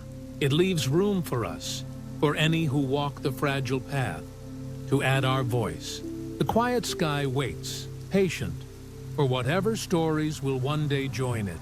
And whether or not we succeed, the possibility remains open, as steady and vast as the arc of time itself. As this reflection rests, let us hold gently to the thought that no filter, no silence, no uncertainty can erase possibility. Survival is not a single moment, but a series of choices. The arc is long, but it is not closed. It stretches forward, endlessly, quietly, waiting. And in that openness lies hope. What remains, at last, is rest, carrying the thought onward. We can let the reflections settle like evening light on quiet water, spreading gently, softening edges, turning sharper questions into whispers. The story of filters, of thresholds, of silence now folds back on itself, becoming not a puzzle to be solved, but a presence to rest beside. The ideas linger like echoes in stone, faint yet enduring, carved by time itself, telling us not of answers, but of continuity. Stones hold memory, oceans carry traces, and silence carries its own kind of story. Again and again, we return to the motif that silence is not emptiness. It is the pause between notes, the still air before dawn, the breath held by the universe as if waiting for the next word. Perhaps civilizations rose and fell, perhaps none did. Perhaps the quiet means we are rare, or perhaps it means the cosmos listens with infinite patience. Whatever the cause, the silence itself becomes a companion, a reminder that questions need not be rushed, that mystery itself is part of the beauty. We are still here. That fact alone is extraordinary. Through deep time, through trials of fire and ice, through fragile thresholds where life might have ended, something continued. And here, in this present moment, we carry not only survival, but awareness, the ability to wonder, to look upward, to speak softly into the night. The silence may stretch forever, but within it, we exist. That is no small thing. If you drift now, the thought can follow you into dreams. Survival is not guaranteed, and yet it has happened. Each listener, each person breathing in this moment, is part of an unbroken line that has endured storms, extinctions, fractures, collapses, and still found its way here. Fragility did not erase us. Instead, it shaped us, taught us endurance, gave us a story to tell. Echoes in stone, whispers in silence. These motifs repeat because they carry the essence of our place in time. Stones remind us of deep endurance. Silence reminds us of space yet unfilled. And together they reassure us that even amid uncertainty, something remains. To listen to the echoes is to know that we are not standing on emptiness, but on a foundation carved by persistence. To listen to the silence is to know that the future is not closed, but waiting, open as a horizon. Perhaps that is the comfort hidden within the great filter itself. It frames survival as something remarkable, not ordinary. It tells us that our existence is precious, that to breathe and to wonder is already to have crossed countless thresholds. It does not predict doom, but rather emphasizes the wonder of what has already been achieved. We have walked through improbable doors. We have crossed fragile bridges. We are still walking. The pace now slows. Thoughts lengthen, stretch out, like shadows at twilight. The earlier urgency of questions, the paradoxes, the thresholds, the dangers, softens into rhythm, into cadence. What remains is not the clamor of speculation, but the quiet weight of perspective. Every civilization, real or imagined, is a story told against silence, a brief flame against darkness. And even if flames fade, the night sky remembers. You, drifting now, may find comfort in the thought that the universe asks nothing more of us than to exist in this moment. The filters may stand ahead or lie behind, but for now, life continues, thought continues, story continues. The silence of the stars has not ended us. It has not silenced us. We are still here. That refrain returns again and again, steady as a heartbeat, soft as a lullaby. We are still here. Soon, the narration will close, not with answers, but with rest. But before that, there is room for one final breath of wonder, one last pause to hold the motifs together. Fragility, silence, rarity, endurance. All are threads in a tapestry still being woven. And as the story slows, those threads shine not as warnings, but as reassurances, each reminding us that uncertainty itself can be gentle. That possibility can be a cradle as much as a question. Now, the bridge begins to narrow, drawing us toward stillness. Echoes in stone remind us of what has lasted. Whispers in silence remind us of what may come. The present moment, fragile and fleeting, reminds us of what is. Together they form a bridge, not to answers, not to endings, but to rest. Let the thought linger. We are still here. The stars remain silent, but our story continues. The path is open, The arc is long, the flame still burns, the universe holds its breath, and we, for now, are part of its exhale. And so the time comes to lean into rest. The journey has wandered through thresholds, through perils, through cosmic distances, through lessons of fragility and humility. Now, it draws toward closing, where reassurance waits like a bed of moss beneath weary steps. The story does not end, it quiets. The wonder does not cease, it softens. Now we close with rest. From here, the story folds gently inward, no longer stretching outward to galaxies and distant epochs, but returning softly to you. For all this vastness, the filters, the stars, the silence, has meaning only because you are here to hear it. You are not outside the story gazing in. You are written into its lines, a thread woven through the tapestry of survival. The great filter, whether behind us or ahead, has not stopped you from being here, breathing, listening, wondering. That alone is astonishing. Though it might feel ordinary in the quiet rhythm of your life, you are part of this rare survival. The chain of chance and fragility has carried itself through oceans of time, through thresholds that could have ended the story at any moment. And still, it reached you. Think of that. The fragile spark of chemistry, the long patience of single cells, the bloom of complexity, the flowering of thought. All of it converges in the simple fact of your existence tonight.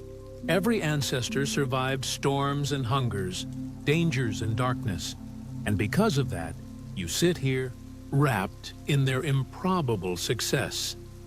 It is easy to feel small beneath the weight of stars, easy to see yourself as just one among billions, a single flicker in the endless dark. But the silence of the universe reminds us that life is not common, that perhaps it is not scattered everywhere as once imagined, which means your breath, your heartbeat, your awareness in this moment are not trivial. They are precious, rare, extraordinary. You carry the wonder of life itself, and in that, you carry the universe's most unlikely treasure. If you are drifting now, let the thought follow you like a lantern on a quiet road. You belong to the story of endurance. You are not separate from it, but shaped by it, carried forward by countless fragile continuities. The silence of the stars does not diminish you, it frames you. Against the quiet backdrop of the cosmos, your life shines all the brighter, like a candle in a vast, still room. Every survival is a wonder. Every breath, every thought is a continuation of something nearly impossible. Perhaps civilizations struggle, perhaps filters loom, but you, right now, are the living proof that fragility does not always break, that rarity does not mean absence. You are here. You are still here. The refrain returns, steady as a lull, soft as a tide washing against shore. You are still here. Imagine yourself as part of a story written across time. You are not the end of it, not the beginning, but a verse within its pages. The page holds you gently, without demand, without judgment, simply as part of the unfolding. You are not asked to solve the silence, not asked to carry the weight of stars. You are only asked to rest, to exist, to drift. Perhaps, when you close your eyes, you can picture the long arc of survival flowing into you, the spark in the first cell, the patient pulse of ages, the fragile bond of societies, the persistence of fragile flames, all of it, improbable, delicate, and yet it carried forward. It did not end. It reached here to you. You, drifting now, are part of that miracle. The great filter, the silence, the questions, all of them are vast, uncertain, and unknowable.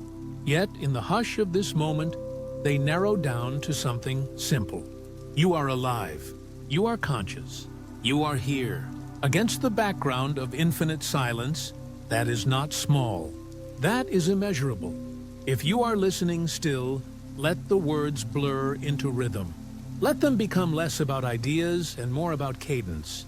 A steady tide, rising and falling, repeating and softening. You are here. You are part of this rare survival. You carry the wonder of life itself. Again and again, let it repeat until it is no longer thought, but music, no longer question, but comfort. You, a traveler beneath stars, are not apart from the silence. You are its answer. Where the cosmos offers no voice, you are the voice that wonders. Where the stars hold their breath, you are the exhale. Where time erases, you remain. That is the wonder, the gift, the story. And as the chapter draws forward, the rhythm slows. The story has been long, wandering through filters and thresholds, through perils and possibilities. But here, at this point, it is no longer about the vastness of all that might be. It is about you resting within it, safe inside the silence. The stars are quiet. The universe holds its breath. And you, rare, fragile, enduring, are part of it.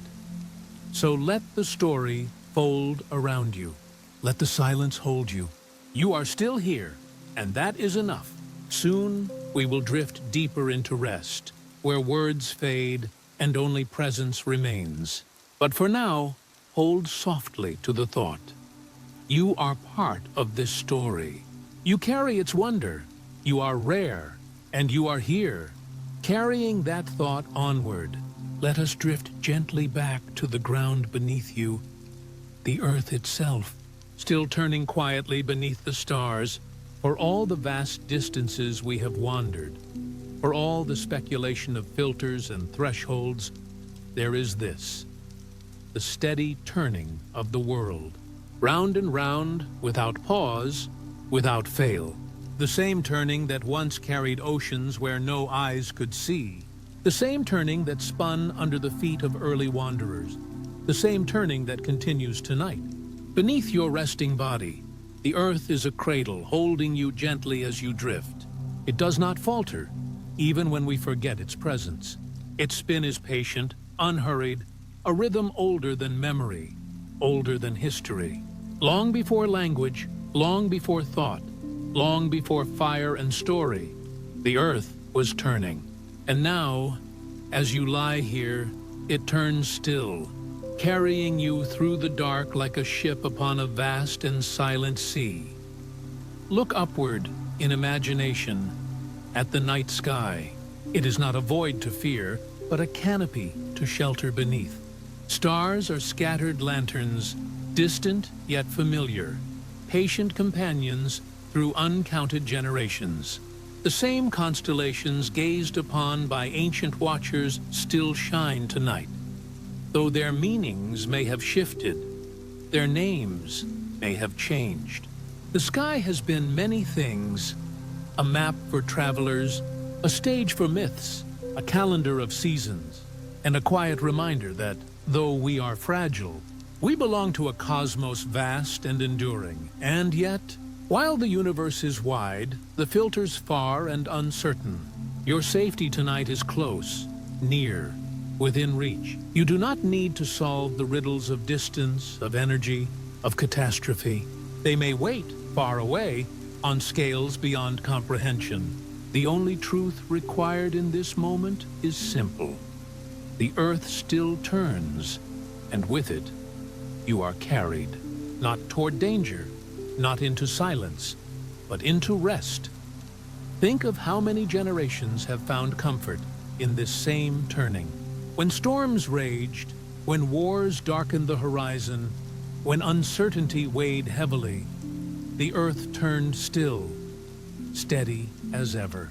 That continuity is a kind of reassurance, a reminder that beneath every fear, There is something patient, enduring, holding us quietly. You are held in that same turning now.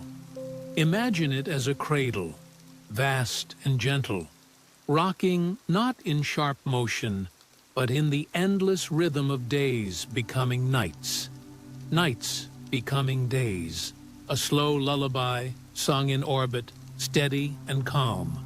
The light fades, the stars appear, and in that cycle, rest is offered again and again.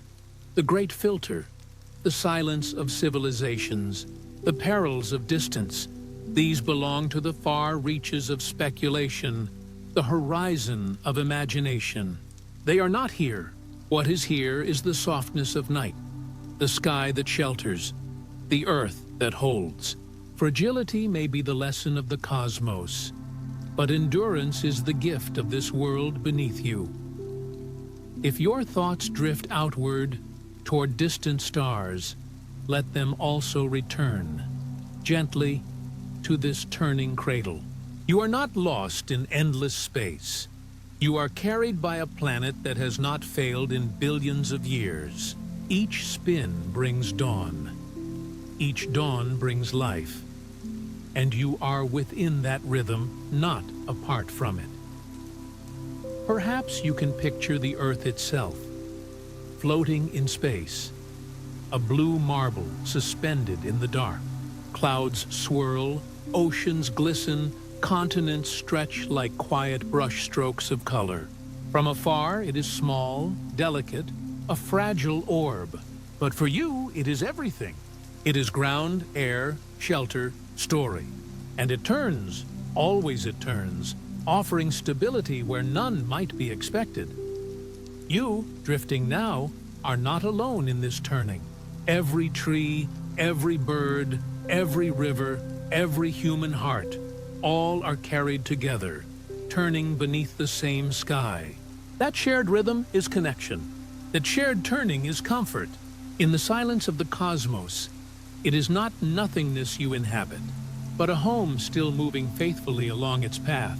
And so, even as we wonder about filters and thresholds, the truth for you tonight is softer, nearer. Rest is not found in solving the riddles of existence, but in trusting the gentle continuation of this planet's embrace. You do not need to hold the universe in your hands. The Earth already holds you. Let that thought ease into repetition. The Earth still turns. The Earth still turns. A refrain as steady as breath, as quiet as heartbeat, as soothing as tide. With each repetition, the idea softens, becoming less about words and more about rhythm, less about thought and more about lull. You are part of this rare survival.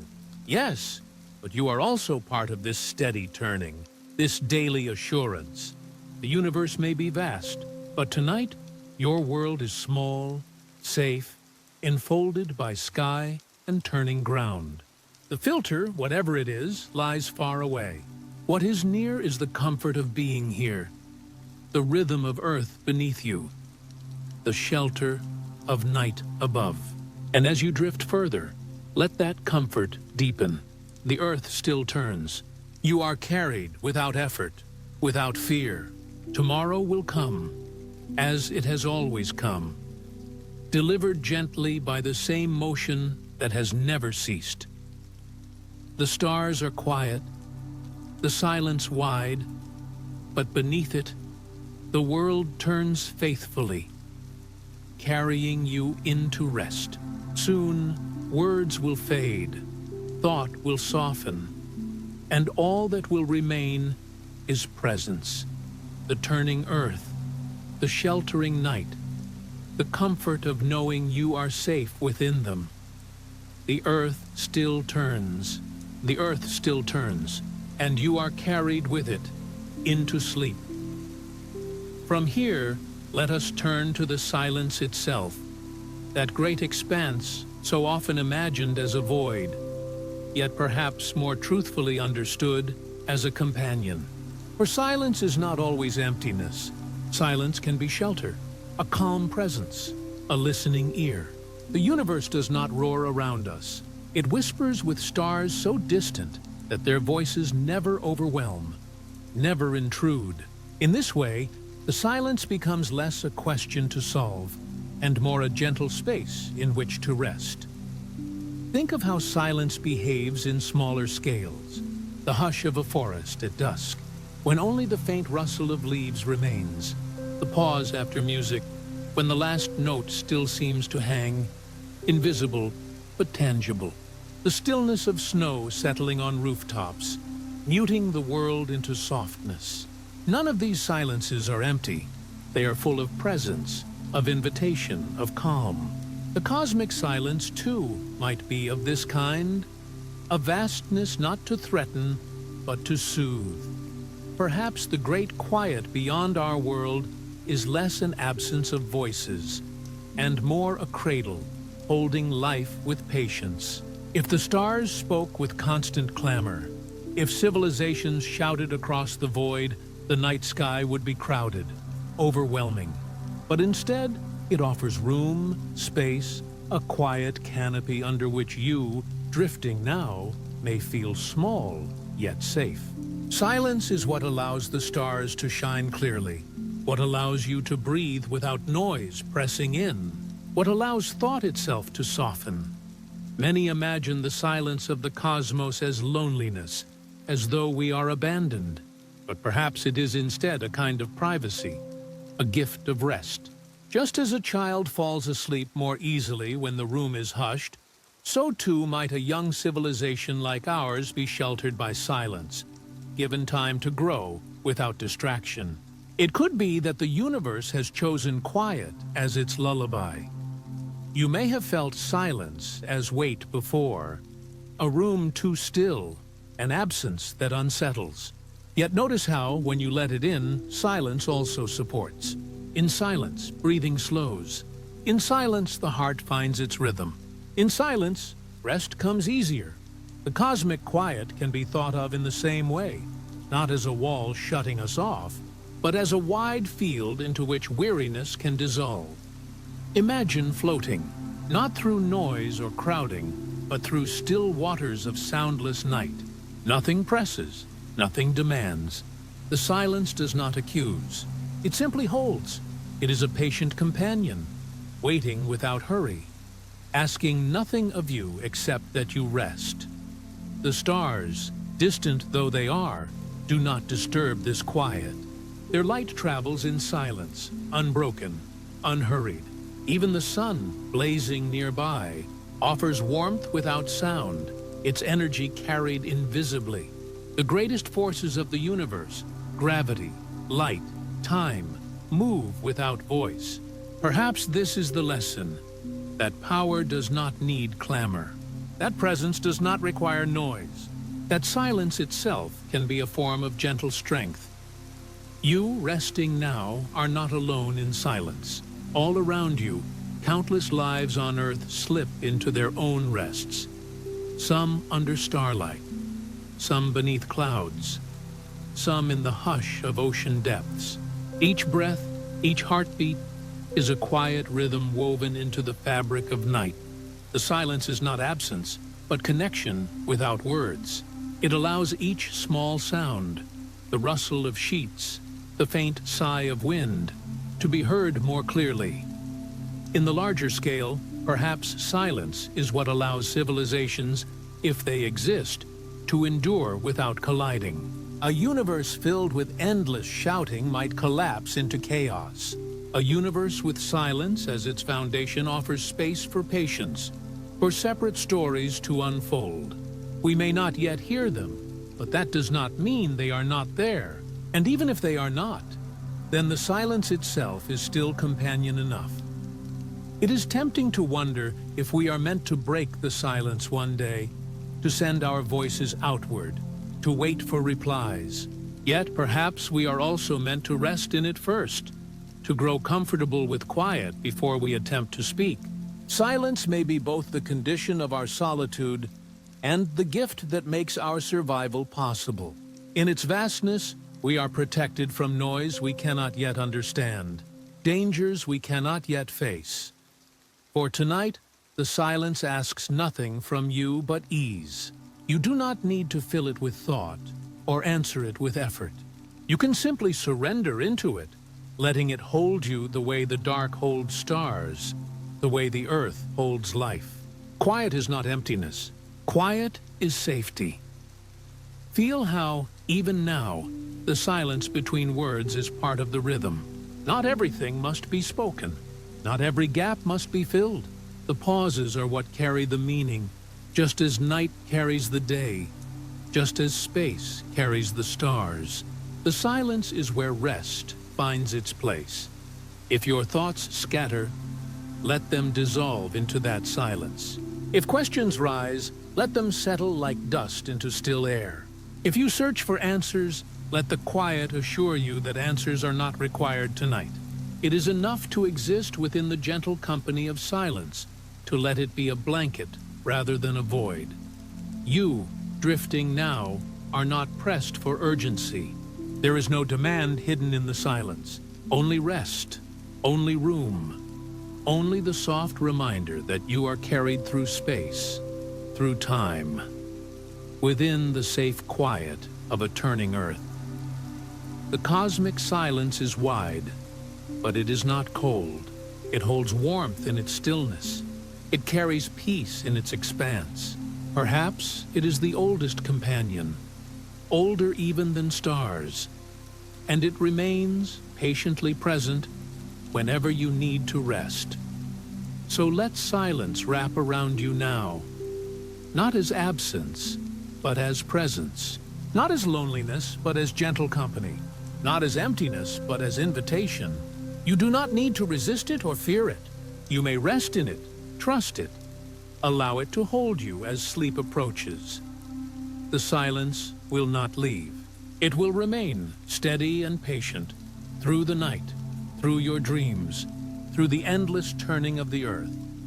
And in that companionship, you may surrender fully, knowing that quiet itself will carry you into rest. Now, as the long journey of thought drifts toward its close, let us soften everything into the simplest of truths. You are safe. You are here. The earth is still turning beneath you, carrying you gently through the night. All the vast distances we have crossed in imagination, all the thresholds and filters, all the questions of silence and survival, these, for now, can rest. What remains is only presence, only calm, only the tender reminder that you belong to this moment, sheltered beneath the turning sky. Think of how the earth moves, steady and unhurried, a great cradle that never falters. Through every night, through every dawn, it carries oceans, forests, cities, and dreams alike. You are among those dreams now, tucked within its embrace. The ground beneath you is ancient, and it holds you. The air you breathe has circled for eons, yet tonight it is yours. The stars above burn far beyond reach, yet they shine softly for your eyes, not demanding anything, only scattering quiet light. You are safe. You are here. All through history, countless travelers have looked at the same stars, felt the same turning earth, rested beneath the same sky. Some watched with wonder, some with longing, some with fear. But tonight, you need only rest. You do not have to solve the mysteries. You do not have to bear the weight of survival or the silence of the cosmos. You need only surrender, knowing that existence itself is enough. Let the words fold over you like waves, repeating, gentle, patient. You are safe. You are here. The earth is still turning. Each repetition is a step into stillness. Each phrase a breath that settles deeper. Each pause an opening for sleep to enter. Consider how fragile life is, and yet how enduring. A flame that could be extinguished in a moment, yet continues across generations. A glass drop of dew that vanishes with the sun, yet returns every morning. A reed bending with the wind, never breaking, always finding its rhythm again. In the same way, you bend into rest tonight. In the same way, you endure. You are safe. You are here. The silence of the universe presses close, not as emptiness, but as comfort. It is not asking questions of you now. It is not demanding answers. It is simply waiting quietly as you drift. You may imagine the silence as a great companion seated beside you, holding nothing but patience, asking nothing but your peace. The quiet is a gift. The quiet is a blanket. And still, above it all, the earth turns. The same earth that held the first sparks of life. The same earth that endured long ages of waiting. The same earth that birthed thought and language, struggle and song. That same earth is beneath you now, unshaken, steady. It will turn whether you wake or dream, whether you hold on or release. It will carry you gently into tomorrow. You are safe. You are here. Think of sleep not as leaving, but as returning. Returning to the soft dark, where thoughts dissolve. Returning to the cradle of night where nothing is asked, nothing is required. Sleep is not absence, but presence of another kind. The presence of restoration. The presence of peace. You, traveler of thought, may close your eyes and surrender the journey now. You are not falling into nothing. You are being held. You are not vanishing. You are resting. Like a traveler reaching the inn at the end of the road, you may place down your burdens, knowing they will wait for you when you return. Tonight, your only task is ease. You are safe. You are here. The filters we wondered about, the distances we traced, the dangers we imagined, all of them belong to tomorrow. None of them belong to this moment. In this moment, there is only the turning earth, the quiet stars, and your breath, steady and sure. The universe is wide, but tonight it asks nothing of you. Tonight it allows you to rest as its guest. Perhaps you feel yourself already loosening, drifting, carried by rhythm. Let it happen. The story is complete enough. The questions have been spoken. The answers can wait. What matters is this. You are part of something rare, something precious, something that has endured. You are part of survival itself. And now, survival gives way to rest. You are safe. You are here. The earth is still turning. The words may repeat as long as you need them, like a tide returning again and again to the shore. They are not instructions, not commands, but reminders. Reminders that presence is enough, that rest is deserved, that safety is real in this moment, so let your breath slow. Let your body grow heavy. Let thought dim like a lamp at the close of evening. There is nothing more to carry, nothing more to prove. You are safe. You are here. The earth is still turning, and as the turning continues, so too does your drifting. Into dream, into quiet, into sleep. Rest well, traveler. The silence holds you. The stars watch gently. The earth carries you onward. Sleep well, traveler. Sleep well.